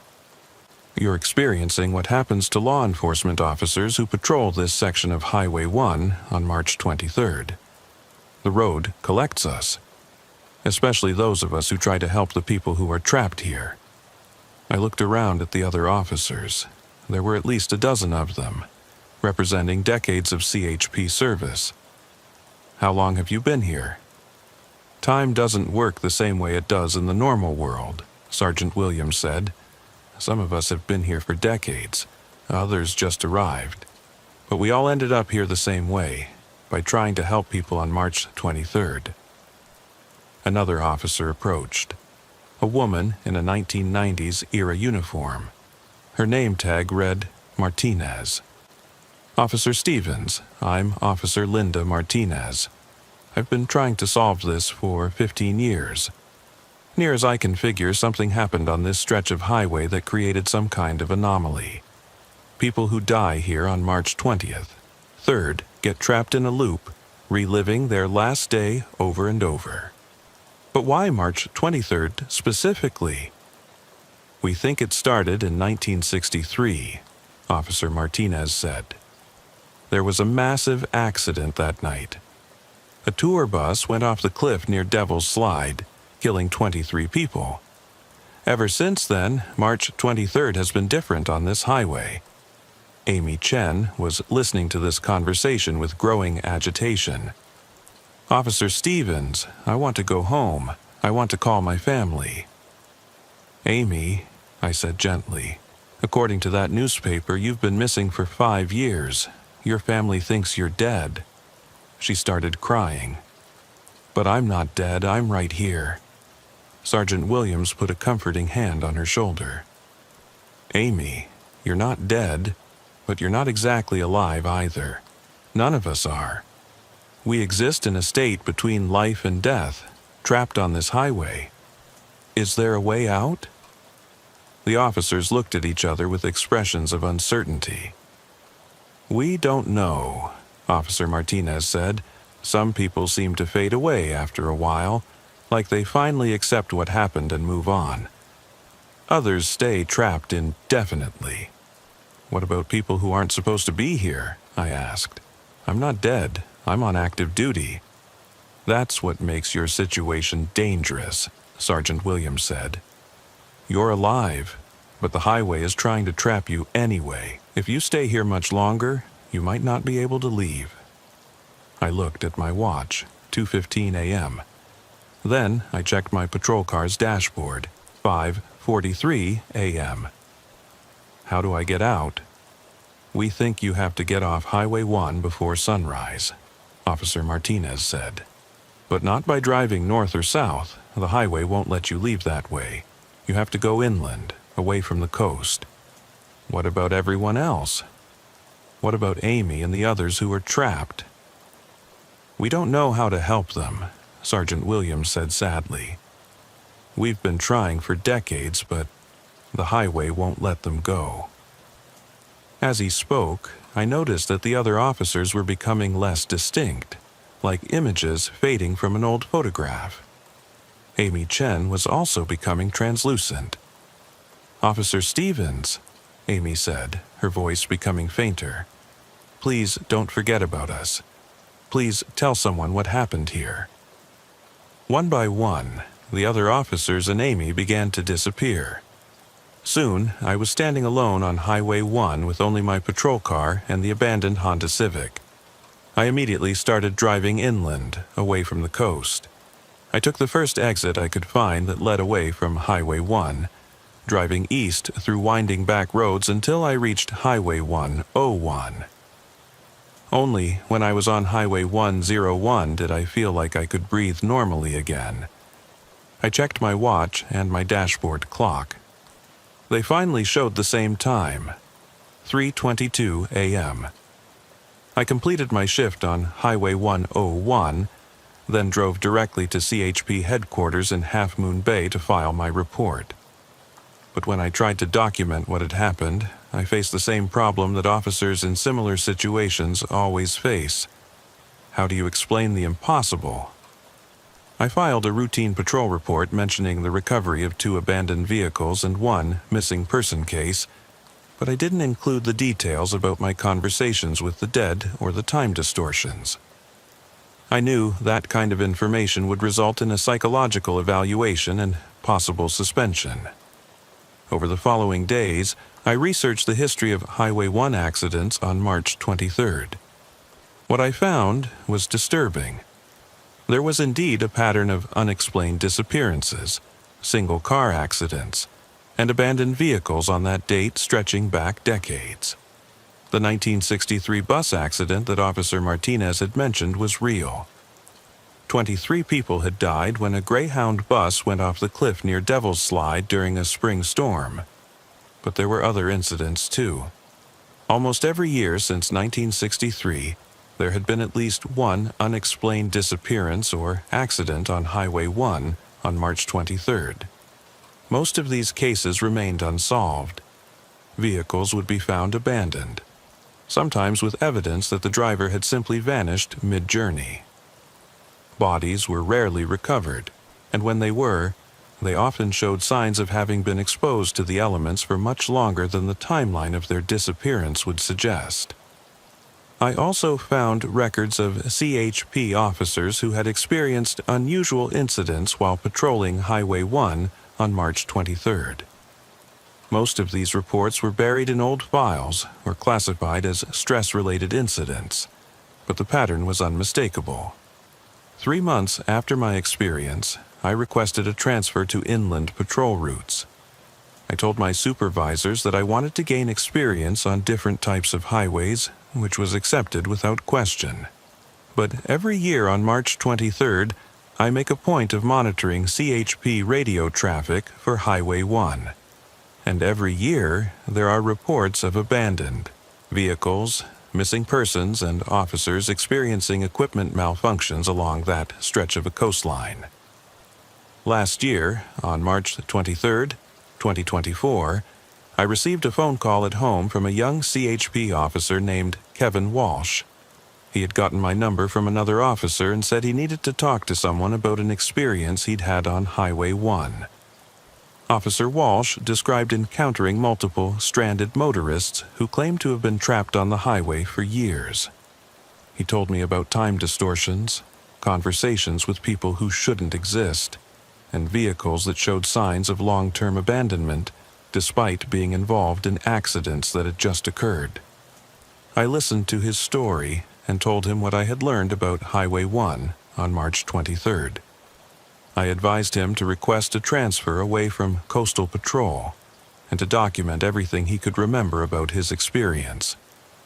Since then, I've been contacted by 3 other officers who have had similar encounters.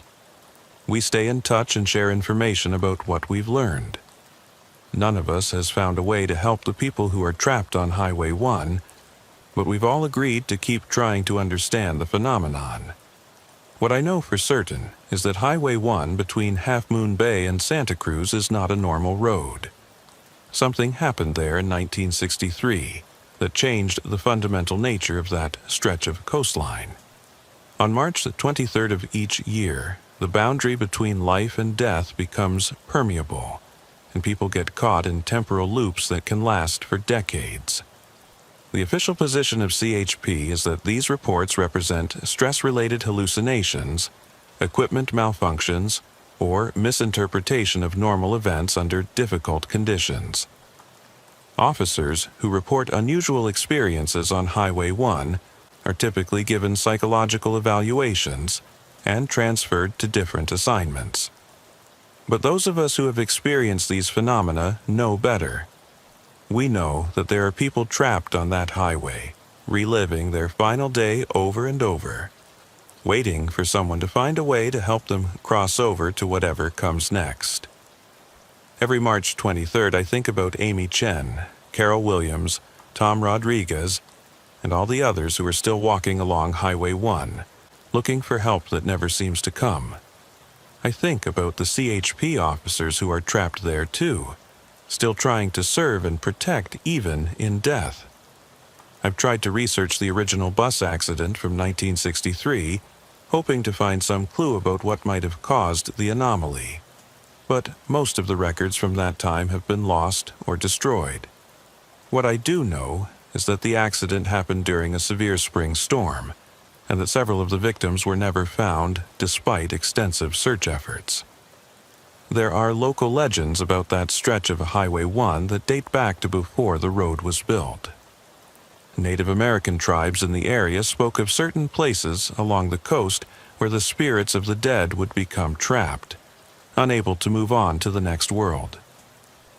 Spanish missionaries recorded similar stories from converts who warned them about camping in certain locations near the ocean. But whether these stories are connected to what's happening now, I don't know. What I do know is that every year, on March 23rd, something draws the dead back to Highway 1, and every year more people join them. I've considered going back on March the 23rd, armed with better knowledge of what to expect. Maybe I could help some of the trapped souls find their way to whatever comes next. But I'm also afraid that if I go back, I might not be able to leave again. The highway has a hunger, if that makes sense. It feeds on tragedy, on loss, on the final moments of people's lives. And once it has tasted death in a particular location, it keeps calling those souls back year after year. I still patrol Highway 101 and Interstate 280, and I love my job. But I'll never forget the night I learned that death isn't always the end, and that some highways collect souls the way tide pools collect seawater. The ocean is eternal, and apparently so are some of the people who died trying to drive along its edge. They're still out there, still waiting, still hoping that someday someone will find a way to guide them home. Just not on March 23rd. Never on March 23rd. If you're ever driving Highway 1 between Half Moon Bay and Santa Cruz on March 23rd, be careful. Don't stop to help stranded motorists unless you're certain they're really alive. Don't trust your watch or your dashboard clock. And if you start seeing the same vehicles pass by multiple times, get off the highway as quickly as possible and drive inland. The coast is beautiful, but some places are too dangerous for the living. And Highway 1 on March 23rd is definitely one of those places. Sometimes, late at night, when I'm working my regular patrol on Highway 101, I can see lights in the distance toward the coast. Headlights that appear and disappear, following routes that shouldn't exist. Emergency vehicles responding to accidents that happened decades ago. Officers still trying to help people who can never be saved. I know that somewhere out there, Carol Williams is still trying to warn someone about her accident. Tom Rodriguez is still driving his red Mustang, looking for a way home that he'll never find. Amy Chen is still walking along the shoulder, hoping someone will stop to help her. And every year, on March 23rd, new souls join them in their endless patrol of that haunted stretch of coastline. The highway remembers everything. Every death, every tragedy, every final moment of terror as someone realizes they're going over the cliff. And it replays these moments endlessly, trapping the souls of the dead in an eternal loop of their last day on Earth. That's the real horror of Highway 1. Not that people die there, because people die on every highway in California. The horror is that some of them never really leave. They become part of the road itself, doomed to repeat their final journey over and over, always hoping that this time will be different. This time, someone will save them. This time, they'll make it home. But they never do. The highway won't let them go. And now I carry that knowledge with me every day. The knowledge that there are places in this world where the normal rules don't apply, where death is not an ending but a beginning of something much worse. An endless repetition of tragedy that can trap souls for decades.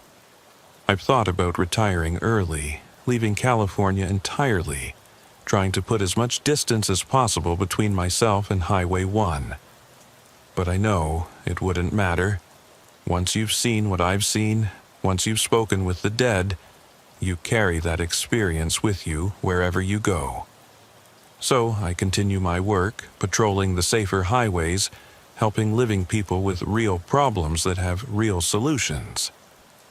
But every March 23rd I monitor the radio traffic from Highway 1, listening for reports that I know will come.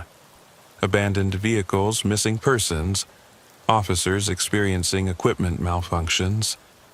And I wonder how many other highways in California have similar secrets.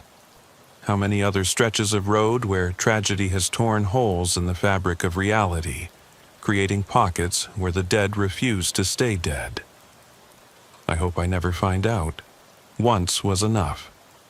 The coast will always be beautiful, and Highway 1 will always attract visitors who want to experience its spectacular scenery. Most of them will have wonderful trips, taking photos and making memories that will last a lifetime.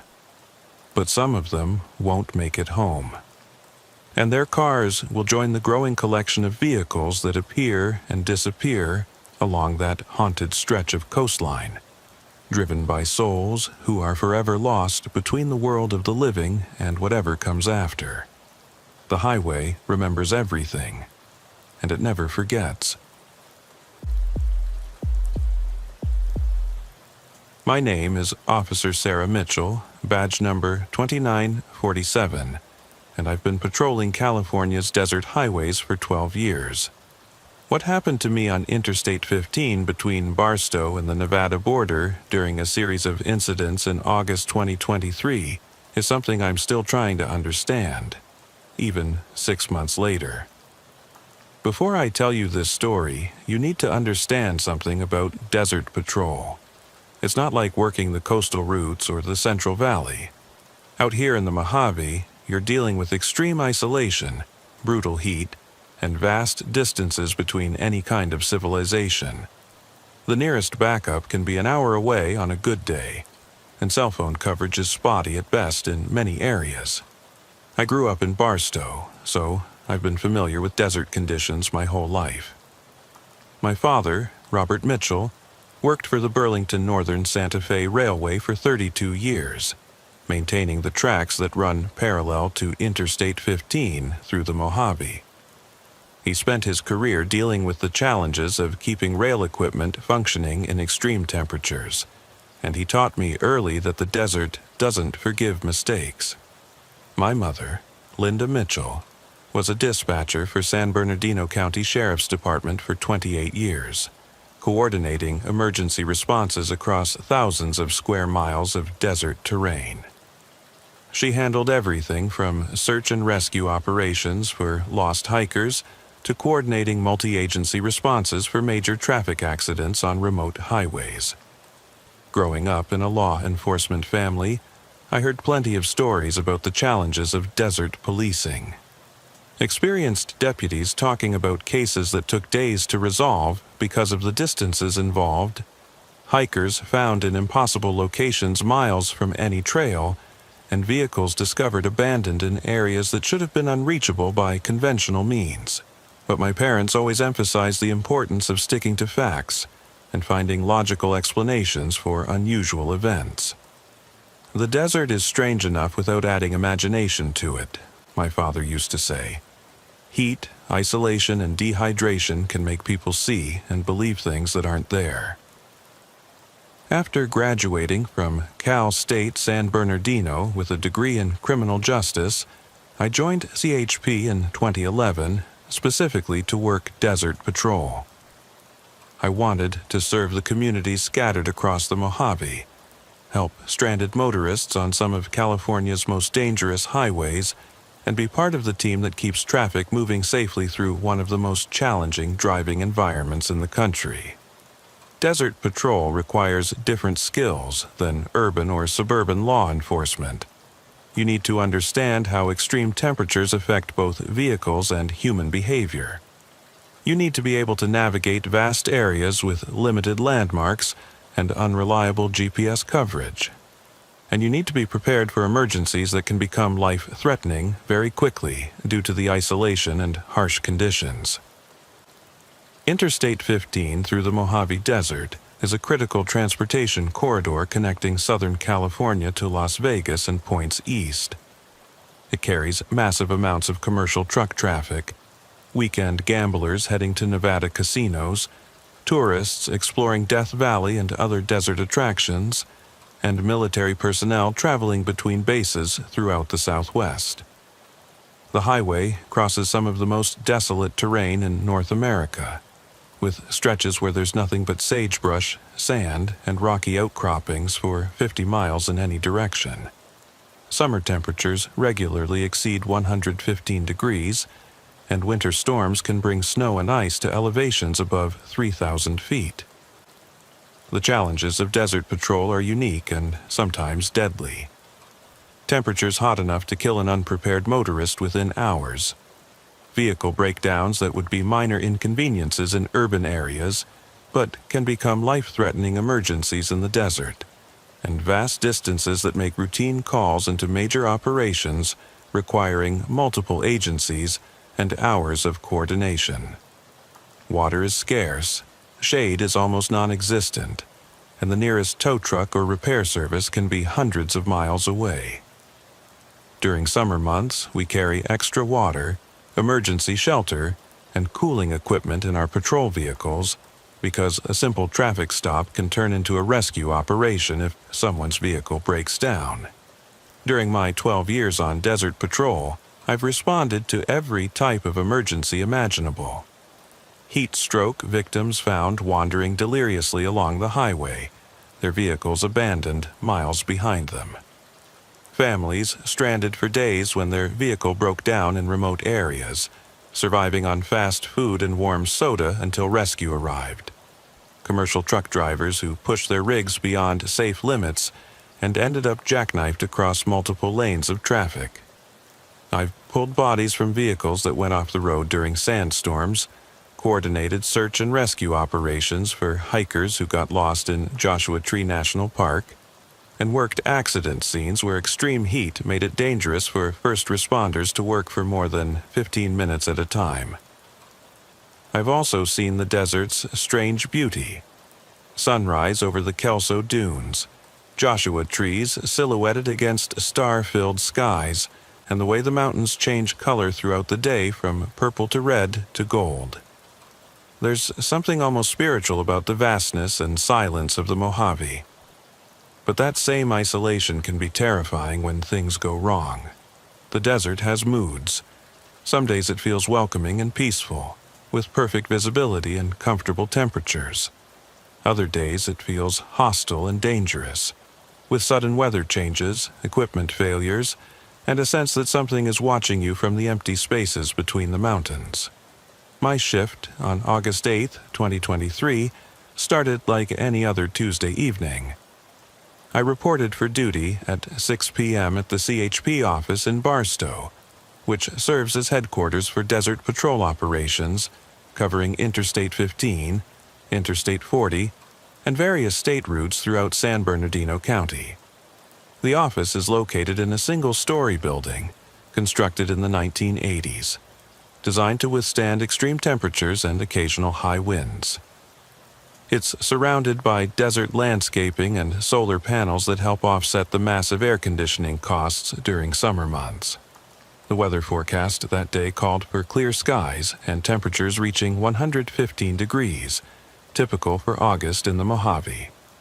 Evening shifts are actually preferable during summer months because temperatures drop significantly after sunset, making it safer for both officers and motorists to be outside their vehicles. During the shift briefing, Sergeant Mike Torres reviewed the usual concerns for Desert Patrol. Sergeant Torres had been working desert routes for 18 years and understood the unique challenges of policing in extreme environments. He was known for his thorough briefings and emphasis on officer safety. The briefing covered increased traffic due to summer vacation travel, ongoing construction projects that were creating traffic bottlenecks near Victorville, and warnings about illegal border crossers who sometimes attempt to traverse the desert on foot. The Border Patrol had requested increased vigilance for abandoned vehicles and suspicious activity near remote highway exits. There had also been reports of unusual vehicle breakdowns along a specific stretch of Interstate 15 between Baker and the Nevada state line. Over the past month, multiple motorists had called in reporting sudden engine failures, electrical problems, and other mechanical issues that seemed to occur without warning in the same general area. We've had 17 reports of vehicle breakdowns between mile markers 90 and 110 in the past 4 weeks, Sergeant Torres said. That's more than double the normal rate for that stretch of highway. The maintenance department had inspected the roadway and found no obvious hazards. Road surface was in good condition, signage was proper, and there were no construction zones or other factors that might contribute to increased breakdown rates. The California Department of Transportation had checked for electromagnetic interference from nearby military installations, including Edwards Air Force Base and the China Lake Naval Weapons Center. Their equipment showed normal readings with no unusual electromagnetic activity. The incidents were being attributed to the extreme heat affecting vehicle performance, which was a reasonable explanation given the record-breaking temperatures we'd been experiencing. August 2023 was shaping up to be one of the hottest on record for the Mojave Desert. Most likely explanation is that the heat is pushing marginal vehicles past their limits, Sergeant Torres concluded. But keep your eyes open for any patterns or unusual circumstances. My assigned patrol sector that evening was Interstate 15, northbound from Barstow to the Nevada border, approximately 110 miles of highway that includes some of the most remote and challenging terrain in California. This sector encompasses the small communities of Baker and Nipton, along with vast stretches of empty desert where the nearest services can be 50 miles away. Baker is essentially an oasis in the desert, built around the intersection of Interstate 15 and Highway 127. It's famous for its giant thermometer that displays the current temperature, often showing readings that tourists can't believe are real. The town exists primarily to serve travelers with gas, food, and lodging before they head into the emptiest parts of the Mojave. North of Baker, the landscape becomes increasingly desolate. The highway climbs through mountain passes and descends into valleys where the only signs of human presence are the road itself and occasional ranch gates leading to properties that might be 100 miles from the nearest neighbor. The sector also includes several areas known for unusual phenomena that locals tend to avoid discussing with outsiders. Truck drivers and longtime desert residents sometimes mention strange lights in the sky, unexplained radio interference, and vehicles that seem to experience problems in specific locations. Most law enforcement officers dismiss these reports as heat mirages, equipment malfunctions, or the psychological effects of desert isolation. After 12 years of desert patrol, I've learned to distinguish between genuine anomalies and the tricks that extreme environments can play on perception and equipment. I began my patrol around 6:30 p.m., driving north from Barstow toward Baker. Traffic was moderate for a Tuesday evening. A mix of commercial trucks making scheduled runs to Las Vegas, tourists heading to Nevada casinos, and local residents traveling between desert communities. The late afternoon heat was still intense, creating shimmering mirages on the asphalt that made it look like there was water covering the highway. These heat mirages are common in the desert and can be disorienting for drivers who aren't familiar with the phenomenon. Everything seemed normal during the first 2 hours of my patrol. I conducted routine speed enforcement near Zesix Road, a turnoff that leads to a former health resort now used as a desert research station by California State. I assisted a motorist with an overheated radiator near the Mojave National Preserve entrance, helping them get their vehicle to a safe location and calling for roadside assistance. I also responded to a minor traffic accident at the Baker exit where a tourist from Ohio had rear-ended a commercial truck while distracted by the giant thermometer that serves as Baker's main landmark. The accident was minor, but it required about 40 minutes to clear the scene and complete the paperwork. The first unusual incident occurred around 8:45 p.m., just as the sun was setting behind the mountains to the west. I was parked at a rest area about 20 miles north of Baker, completing paperwork from the traffic accident and monitoring radio traffic for any emergency calls. The rest area is one of the few places along this stretch of Interstate 15 where travelers can stop for fuel, food, and restrooms. It's essentially an oasis in the desert, with palm trees, grass, and even a small pond that's maintained by groundwater springs. During summer months, it's a crucial stop for motorists who underestimate the dangers of desert travel. The facility was built in the 1970s and expanded in the 90s to accommodate increased traffic. It includes a gas station, convenience store, restaurant, and motel. There's also a small visitor center with information about desert wildlife and safety tips for desert driving. I noticed a dark blue sedan pull into the rest area and park near the restrooms. The vehicle appeared to be a late-model Toyota Camry with Nevada license plates. Nothing unusual about that, since plenty of Las Vegas residents travel this route regularly for work or to visit family in Southern California. But as I watched, I noticed that the driver never got out of the car. The vehicle just sat there with the engine running and the air conditioning presumably working to combat the heat. After about 10 minutes, I decided to check on the occupant to make sure they weren't experiencing a medical emergency. Heat exhaustion and heat stroke are serious concerns in the desert, especially for elderly motorists or people with medical conditions. I've responded to several calls where people became overcome by heat while their vehicles were running normally, sometimes because their air conditioning failed or they didn't recognize the symptoms of heat-related illness. I approached the vehicle and tapped on the driver's side window. Inside, I could see a woman who appeared to be in her 50s, with short gray hair and wearing a white blouse. She looked up at me with an expression of confusion and fear. "Ma'am, are you all right?" I asked as she rolled down the window. "Officer," she said, "I think I'm lost. I've been driving for hours, but I can't find the exit I'm looking for." "What exit are you trying to reach?" "Interstate 15 north to Las Vegas. I live in Henderson, and I was visiting friends in Los Angeles. But I can't find the right highway." I was confused by her response. "Ma'am, you're on Interstate 15 northbound right now. Las Vegas is about 90 miles ahead of you." She stared at me with growing distress. "That's impossible." I've been driving north for 6 hours, and I keep ending up back here. Back here, at this same rest stop. I've stopped here 4 times tonight, trying to get directions, but every time I leave and continue north, I end up right back here again." I studied her more closely. She didn't appear to be under the influence of alcohol or drugs, and she seemed mentally competent. Her speech was clear, her movements were coordinated, and she showed no obvious signs of impairment. But what she was describing made no sense.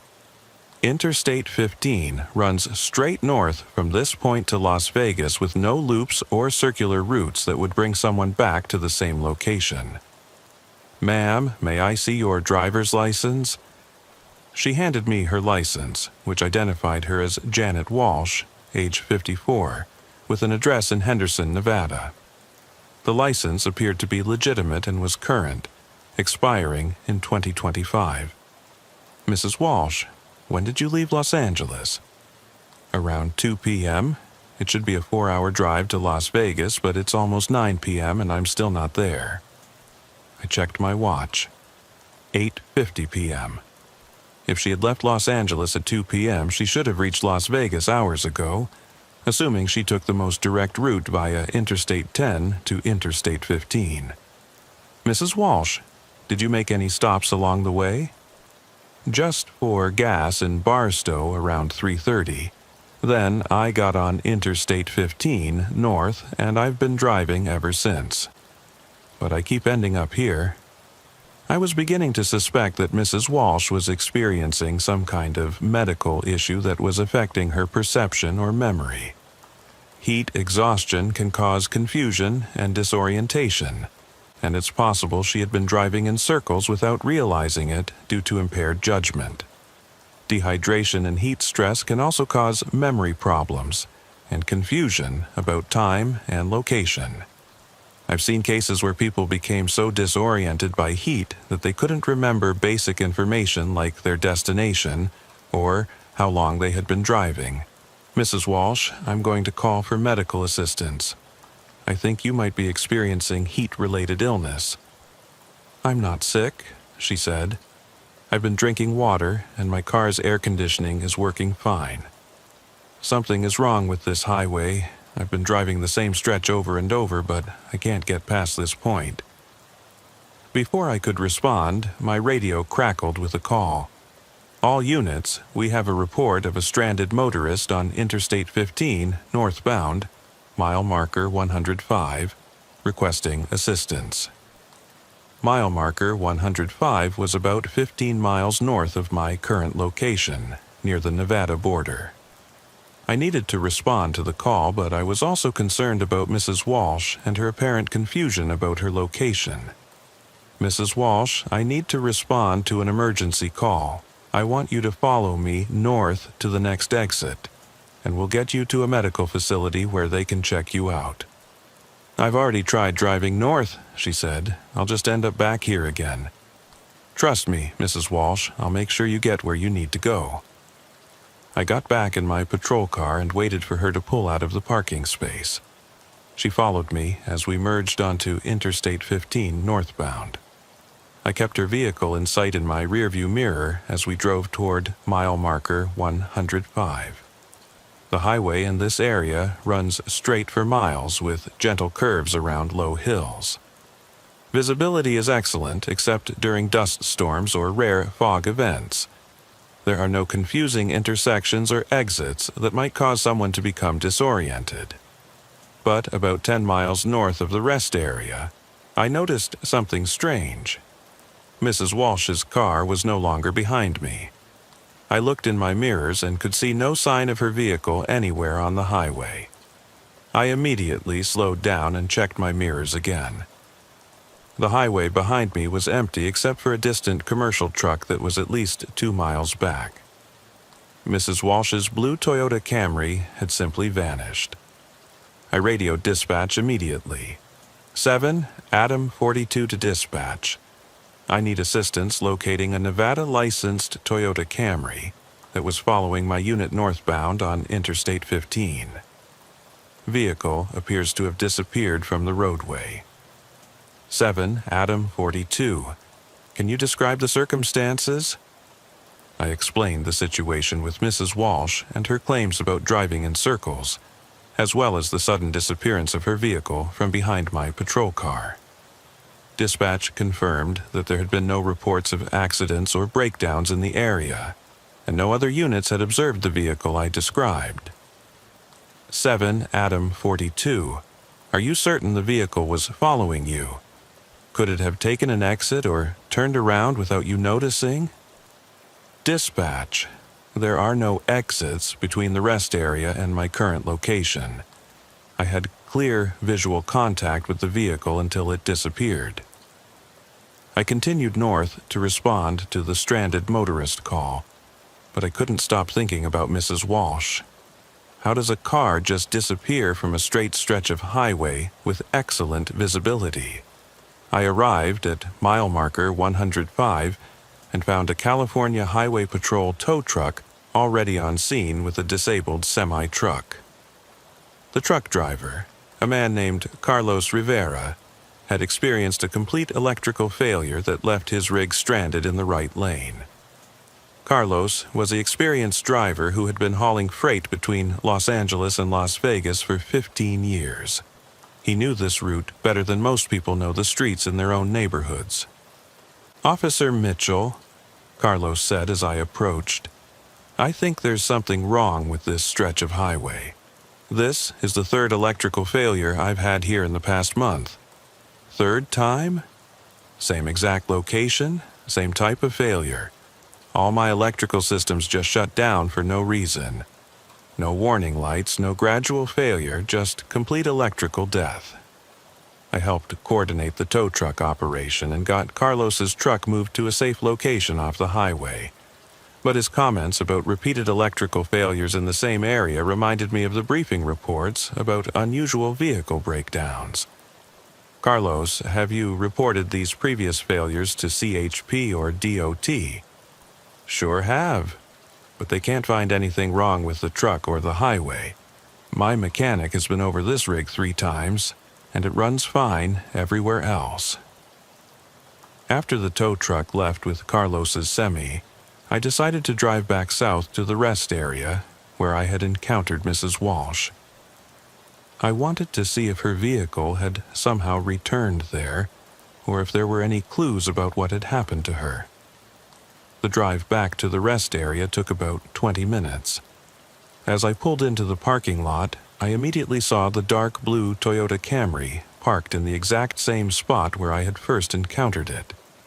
The engine was running, and I could see Mrs. Walsh sitting in the driver's seat. I approached the vehicle again and tapped on the window. Mrs. Walsh looked up at me with the same expression of confusion and fear I had seen before. "Officer," she said, "I think I'm lost. I've been driving for hours, but I can't find the exit I'm looking for." She gave me the exact same explanation she had given before, word for word, as if she were reading from a script. When I asked to see her license, it was identical to the one she had shown me earlier. "Mrs. Walsh," I said carefully, "do you remember talking to me about 30 minutes ago?" She stared at me blankly. "No, officer, this is the first time I've seen you." I felt a chill despite the desert heat. Either Mrs. Walsh was experiencing severe memory loss, or something very strange was happening on this stretch of highway. "Mrs. Walsh, I want you to follow me again. We're going to drive north together, and I'm going to make sure you reach Las Vegas safely." We repeated the same procedure as before. I led her north on Interstate 15, keeping her vehicle in sight in my rearview mirror. But just like before, her car disappeared from the highway after about 10 miles. This time, I immediately turned around and drove back to the rest area. Sure enough, the blue Toyota Camry was parked in the same spot, with Mrs. Walsh sitting inside looking confused and lost.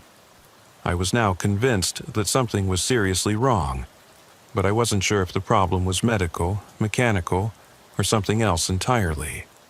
The fact that Mrs. Walsh seemed to have no memory of our previous encounters suggested possible neurological issues or severe heat exhaustion. I radioed dispatch and requested backup and medical assistance. 7 Adam 42 to dispatch. I need supervisor response and paramedics to the rest area at mile marker 97. I have a motorist who appears to be experiencing severe disorientation and possible memory loss. 7 Adam 42 units en route. ETA approximately 45 minutes. While waiting for backup, I tried a different approach with Mrs. Walsh.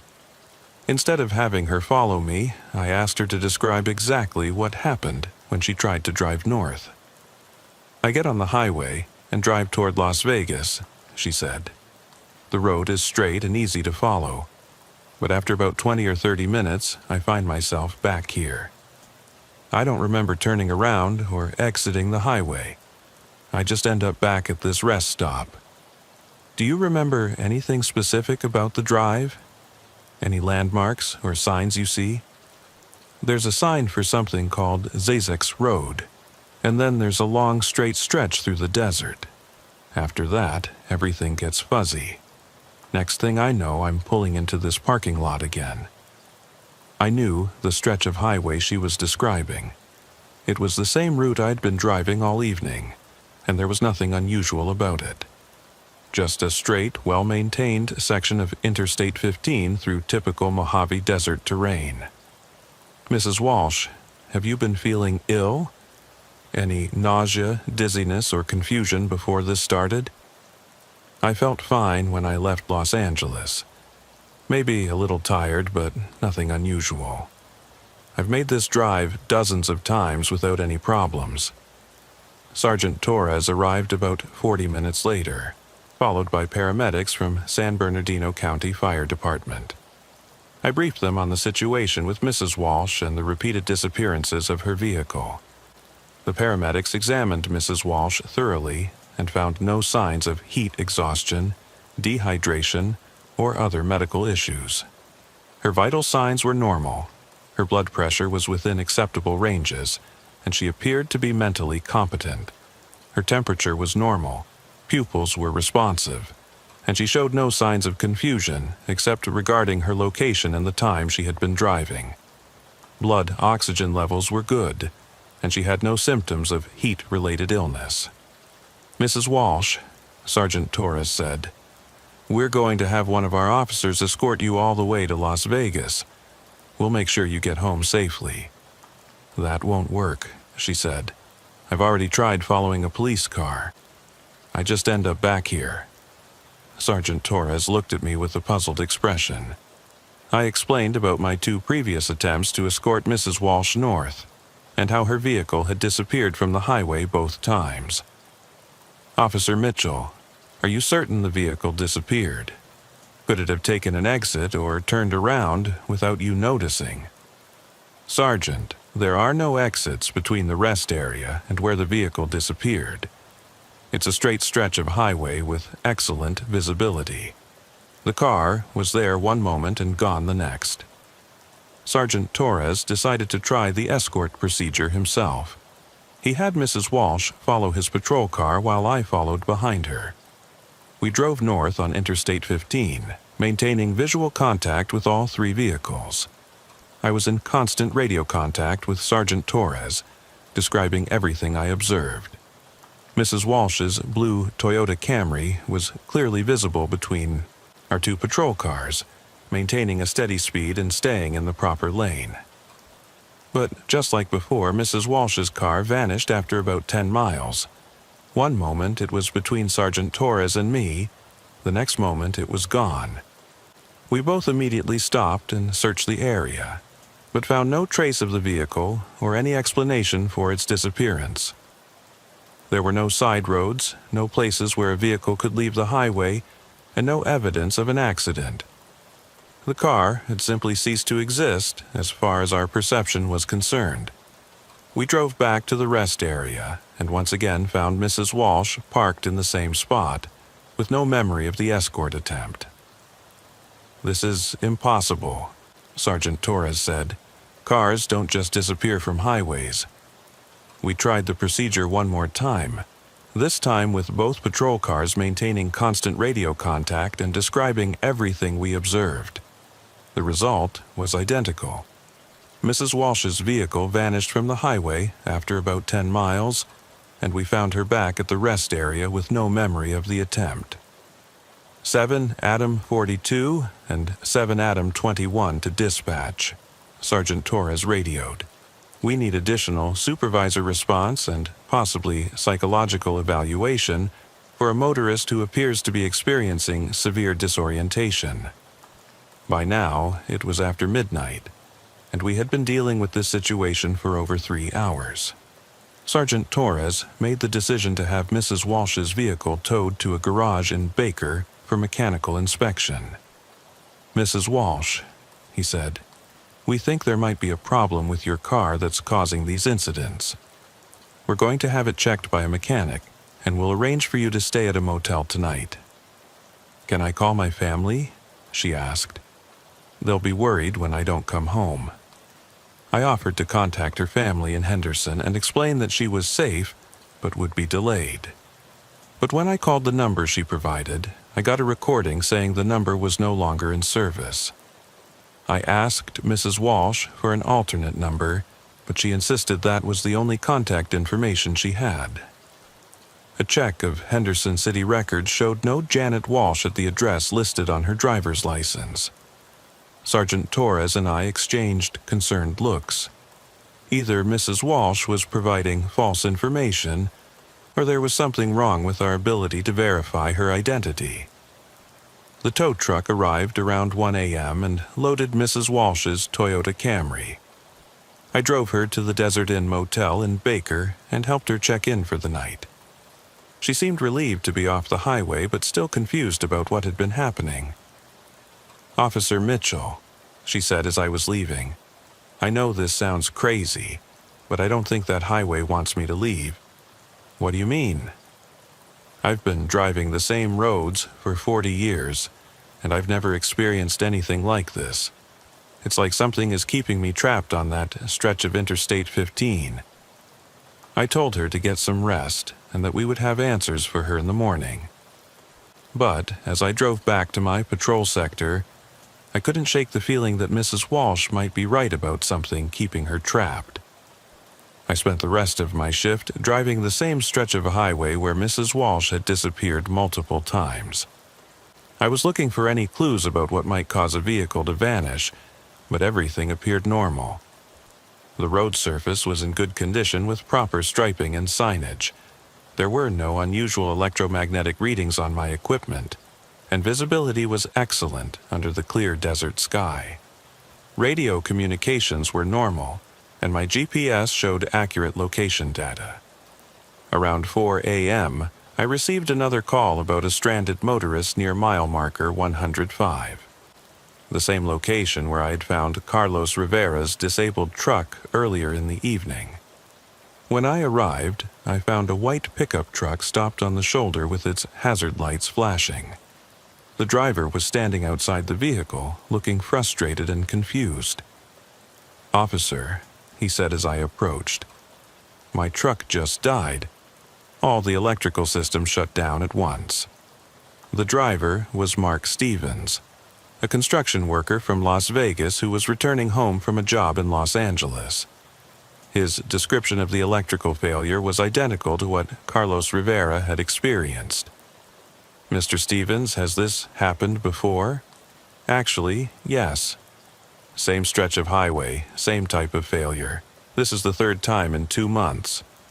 I was beginning to see a pattern. The same location, the same type of vehicle failures, and now Mrs. Walsh's repeated disappearances. Something was definitely happening on this stretch of Interstate 15. I called for a tow truck and helped Mr. Stevens arrange for transportation to Las Vegas. But as we waited, he told me something that made my blood run cold. "Officer Mitchell, there's something else. When my truck died the first time, I was talking to my wife on my cell phone. But when I called her back from the tow truck, she said I had never called. She had no record of any incoming calls from my number."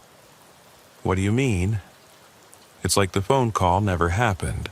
but I remember talking to her for at least 10 minutes before the truck died. We were discussing what to make for dinner when I got home.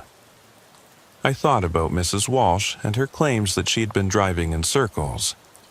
What if she wasn't confused or experiencing memory loss? What if something on this highway was actually causing people to repeat the same actions over and over?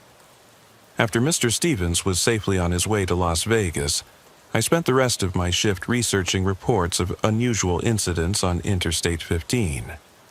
What I found was disturbing. Over the past year, there had been dozens of reports of vehicles experiencing unexplained electrical failures in the same general area.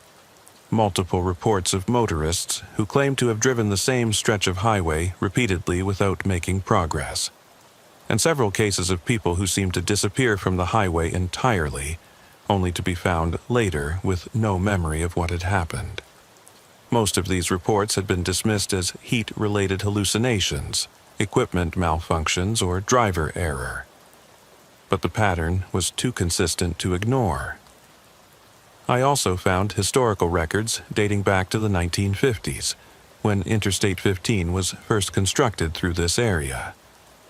There had been reports of construction equipment that would mysteriously fail in certain locations, workers who would become disoriented and lost despite working on straight sections of highway, and unexplained delays in construction that couldn't be attributed to weather or equipment problems. Some of the older reports mentioned Native American legends about this area of the Mojave Desert. According to these stories, there were places where the spirits of the dead would become trapped, unable to move on to the next world. The construction of the highway had apparently disturbed one of these locations. My shift ended at 6 a.m., but I decided to check on Mrs. Walsh before heading home. I drove to the Desert Inn in Baker and found her in the motel restaurant, having breakfast and looking much more alert than she had the night before. "Officer Mitchell," she said when she saw me, "I've been thinking about what happened last night. I know it sounds impossible, but I think something on that highway was making me repeat the same drive over and over." "What makes you think that?" "I've been calling my family all morning, and they're telling me I never left Los Angeles yesterday. According to them, I called around 2 p.m. to say I was leaving, but they never heard from me again. They were about to file a missing person report." I felt a chill. "Mrs. Walsh, what's the last thing you remember before finding yourself at the rest stop?" "I remember getting on Interstate 15 in Barstow around 3 p.m. I remember stopping for gas and checking my map. After that, everything is a blur until I found myself parked at that rest area talking to you. That means you lost about 6 hours. And according to my family, I lost an entire day. They think I left Los Angeles on Monday, but you found me Tuesday night." I stared at her. Either Mrs. Walsh was experiencing severe memory loss, or something on Interstate 15 had caused her to lose an entire day of her life. The mechanic's report on her vehicle only added to the mystery. According to the garage in Baker, her Toyota Camry was in perfect mechanical condition. There were no electrical problems, no engine issues, and no explanation for why it would have failed to complete the journey to Las Vegas. But there was one strange detail. The odometer showed that the vehicle had traveled over 300 miles since leaving Los Angeles, even though the distance from Los Angeles to the rest area where I found her was only about 200 miles. That extra 100 miles, the mechanic told me, could represent several trips back and forth on the same stretch of highway, like she was driving in circles for hours. I helped Mrs. Walsh arrange for a rental car and escort to Las Vegas, making sure to use Highway 95 instead of Interstate 15. She reached her home safely and called to confirm her arrival. But her case was just the beginning. Over the following weeks, I received multiple reports of similar incidents on the same stretch of Interstate 15. Motorists who lost time, vehicles that experienced unexplained failures, and people who claimed to have driven the same section of highway repeatedly without making progress. The official response from CHP headquarters was to attribute these incidents to the extreme heat, driver fatigue, and the psychological effects of desert driving. Additional patrols were assigned to the area, and warning signs were posted about the dangers of desert travel. But the incidents continued, and they seemed to be getting worse. 3 weeks after my encounter with Mrs. Walsh, I responded to a call about multiple vehicles stopped on Interstate 15 near mile marker 100. When I arrived, I found 5 cars and 2 trucks all stopped in the middle of the highway, with their drivers standing outside looking confused and disoriented.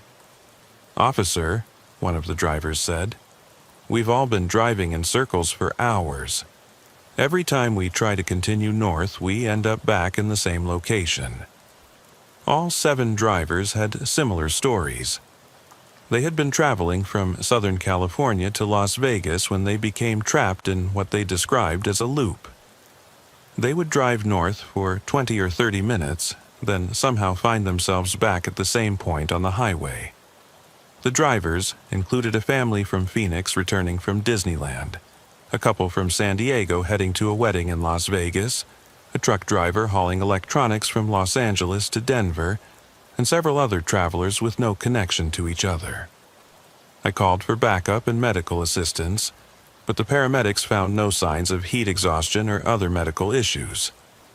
The vehicles were all in good mechanical condition, and their GPS systems showed normal readings, but there was no logical explanation for how 7 different drivers could all experience the same impossible phenomenon. The drivers were eventually escorted off Interstate 15 using alternate routes, and they all reached their destinations safely. But their vehicles' GPS systems showed impossible travel patterns. Loops and circles that covered hundreds of miles in areas where the highway runs straight for dozens of miles. After this incident, I requested a meeting with my supervisors to discuss the pattern of unusual reports from Interstate 15. I presented all the evidence I had gathered, including Mrs. Walsh's case, the repeated electrical failures, and the multiple driver reports of being trapped in loops. Captain Rodriguez listened to my presentation but ultimately concluded that we were dealing with a series of coincidental equipment failures and heat-related incidents.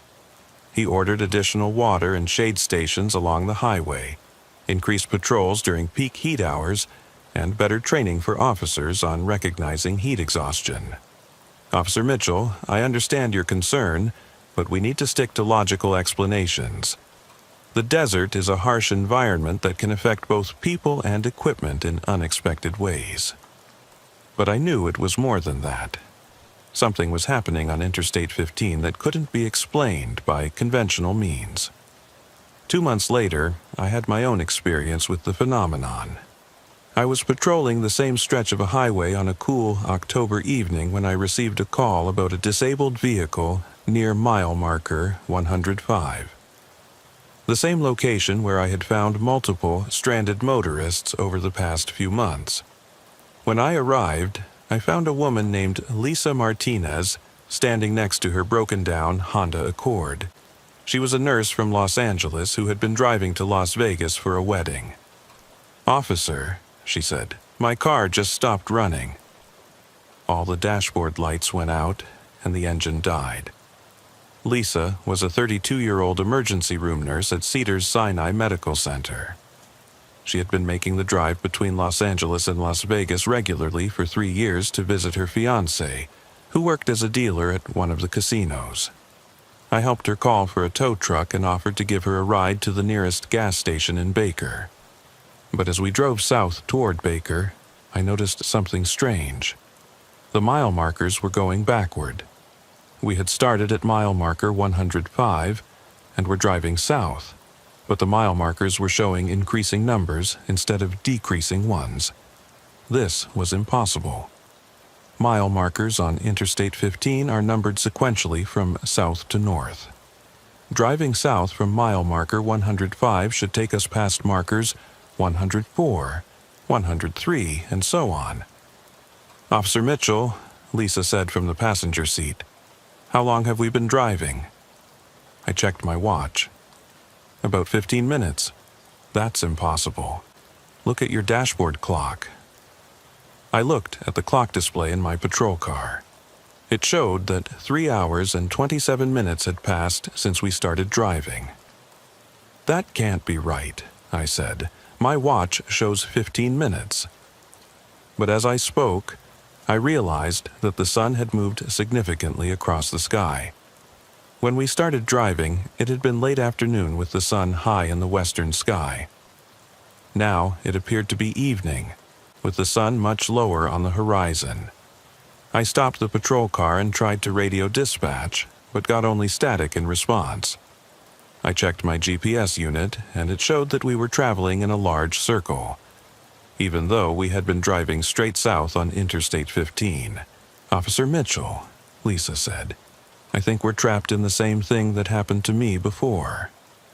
"Before?" "This isn't the first time my car has broken down on this highway. It's happened 3 times in the past 6 months, always in the same location. And every time I lose hours of time that I can't account for." I felt the same chill I had experienced during my encounter with Mrs. Walsh. We were experiencing the same phenomenon that had trapped dozens of other motorists on this stretch of highway. "Lisa, what do you remember about the previous incidents?" "The first time was in April. I was driving to Las Vegas for my birthday when my car died at mile marker 105. A CHP officer gave me a ride, but instead of reaching Baker in 20 minutes, we somehow drove for 4 hours and ended up back where we started." "What about the second time?" "June. Same location, same electrical failure. This time I called my fiancé to pick me up, but when he arrived 6 hours later, he said I had called him the day before. According to him, I had been missing for over 24 hours. I made the decision to stop trying to drive to Baker and instead head east away from Interstate 15. I took the first exit I could find and drove inland toward the town of Needles. As soon as we left the immediate area of Interstate 15, my radio started working again. My GPS showed normal readings, and the time discrepancy between my watch and dashboard clock disappeared. I called dispatch and reported our situation, but I struggled to explain what had happened without sounding like I was having a mental breakdown.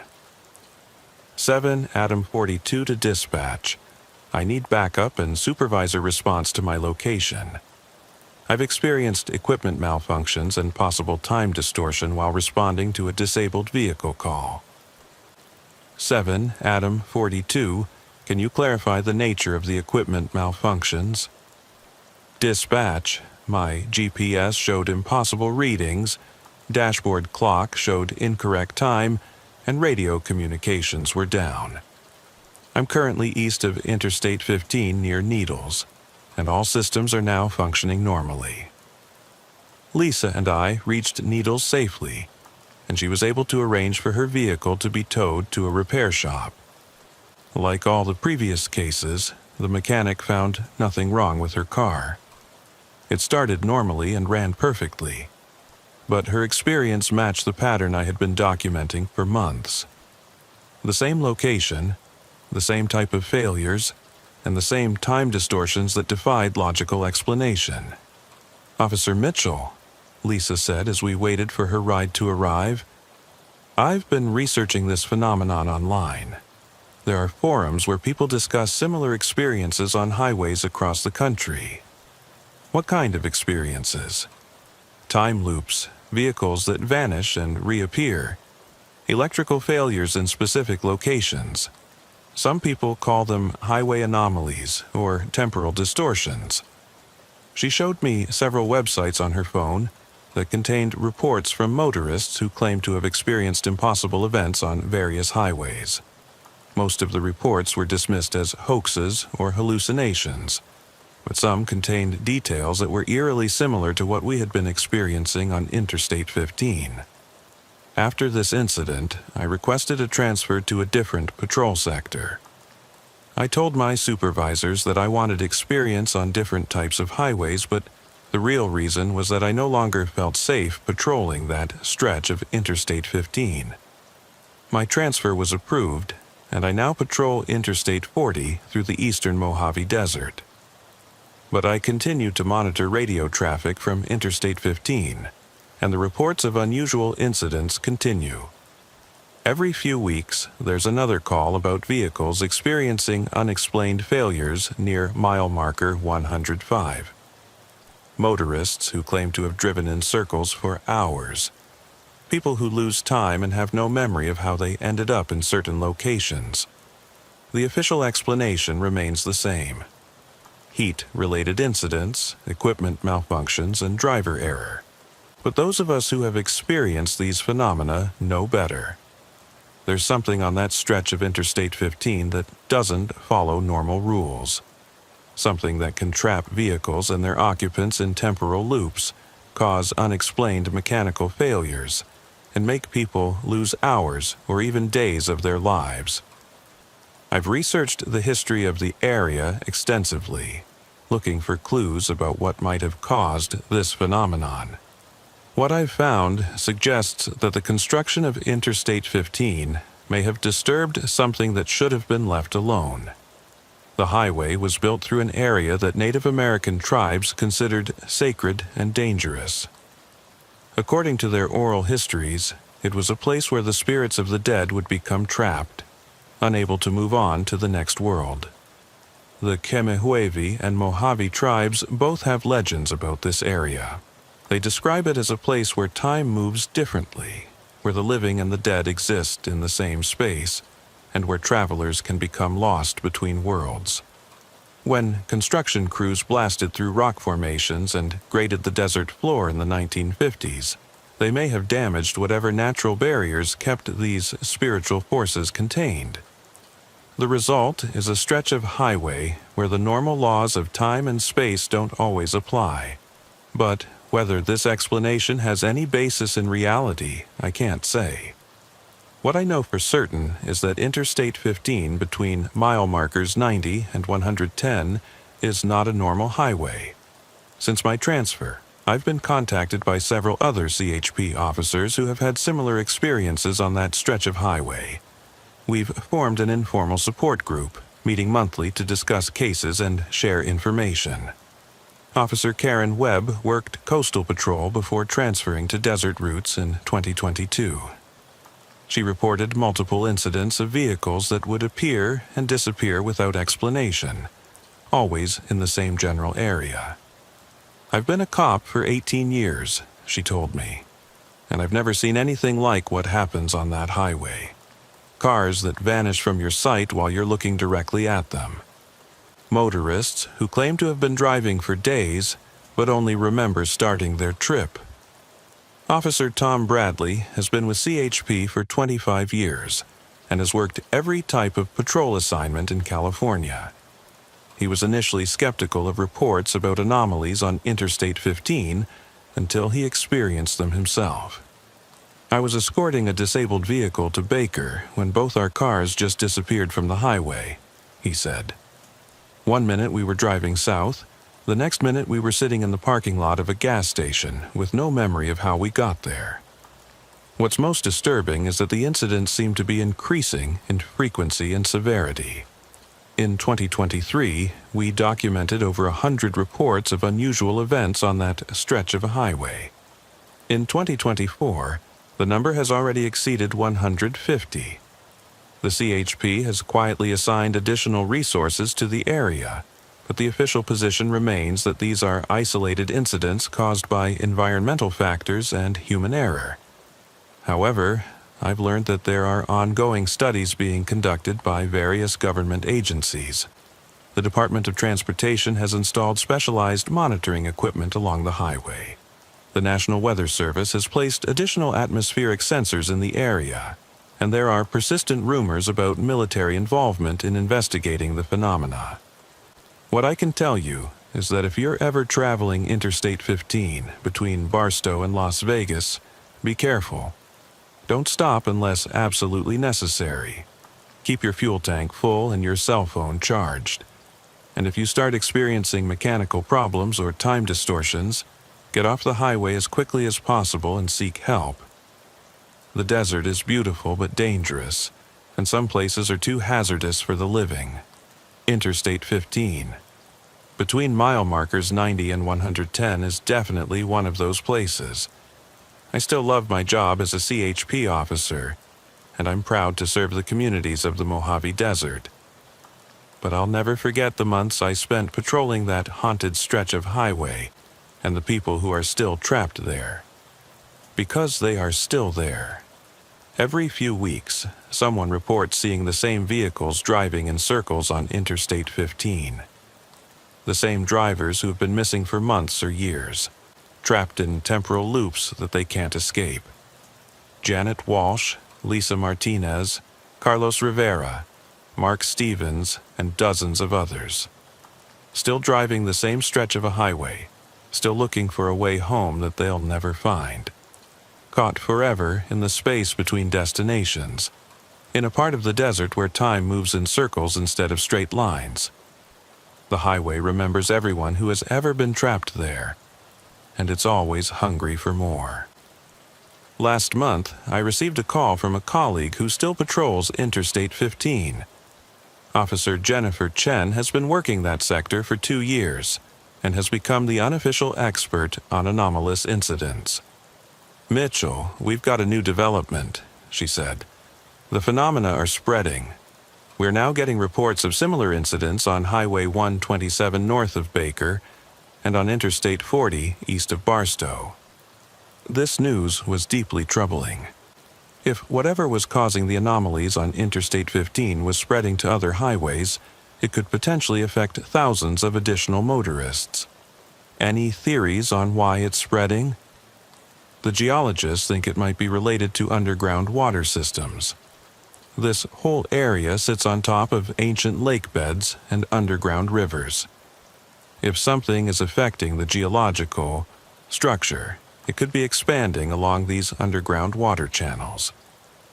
I've also learned that similar incidents have been reported on highways in Nevada, Arizona, and New Mexico, always in desert areas, always involving the same types of phenomena. Time distortions, vehicle disappearances, and people who become trapped in loops. There's clearly something about desert environments that makes these anomalies possible. Whether it's the geological structure, electromagnetic properties, or something else entirely, the American Southwest seems to be particularly susceptible to these temporal disturbances. The most recent incident I'm aware of occurred just 2 weeks ago. A family of 4 from San Diego was driving to Las Vegas for vacation when their SUV experienced electrical failure at mile marker 105. When CHP officers arrived on scene, they found the vehicle but no sign of the family. A search of the area revealed no tracks, no evidence of where the people might have gone, and no explanation for their disappearance. 3 days later, the family was found at a gas station in Baker, confused and disoriented. They claimed to have no memory of the past 3 days, and their last clear recollection was of their car breaking down on the highway. Medical examination revealed no signs of injury, drug use, or psychological trauma, but their clothing showed evidence of prolonged exposure to desert conditions, and they were severely dehydrated despite having no memory of being lost in the desert. This case is particularly disturbing because it involves children. Previous incidents had primarily affected adult travelers, but now entire families are being caught in these temporal anomalies. The official investigation concluded that the family had become disoriented due to heat exhaustion and had wandered in the desert before eventually finding their way to Baker. But this explanation doesn't account for their complete memory loss or the fact that their vehicle was found in a different location than where they claimed it had broken down. I've been following this case closely because it represents a significant escalation in the phenomena. If families with children are now being affected, the potential for tragedy is much greater. Children are more vulnerable to dehydration and heat exposure than adults. If a family becomes trapped in one of these temporal loops, the children might not survive the experience even if the adults eventually escape. This is why I continue to speak out about the anomalies on Interstate 15, despite the official position that they don't exist. People need to know about the dangers, especially families traveling with children. The desert is unforgiving under the best of circumstances. When you add inexplicable phenomena that can trap people in time loops or cause them to lose days of their lives, it becomes truly dangerous. I've prepared a detailed report documenting all the incidents I'm aware of, along with recommendations for additional research and safety measures. I've submitted this report to CHP headquarters, the Department of Transportation, and several federal agencies. Most have acknowledged receipt of the report, but have taken no action. The official position remains that these incidents are caused by environmental factors and human error. But I know the truth. There's something on Interstate 15 that exists outside normal understanding of time and space. Something that can reach out and grab unwary travelers, trapping them in endless loops or making them vanish entirely. Until someone in authority is willing to acknowledge this truth and take action to protect the public, I'll continue to document these incidents and warn people about the dangers. The highway remembers everything. Every person who has ever been trapped there. Every moment of confusion and terror. Every desperate attempt to escape. And it's still hungry for more. If you must travel Interstate 15 through the Mojave Desert, please be careful. Stay alert, keep your vehicle in good repair, and don't ignore warning signs that something isn't right. Because once the highway has you, it doesn't like to let go. And some journeys never end.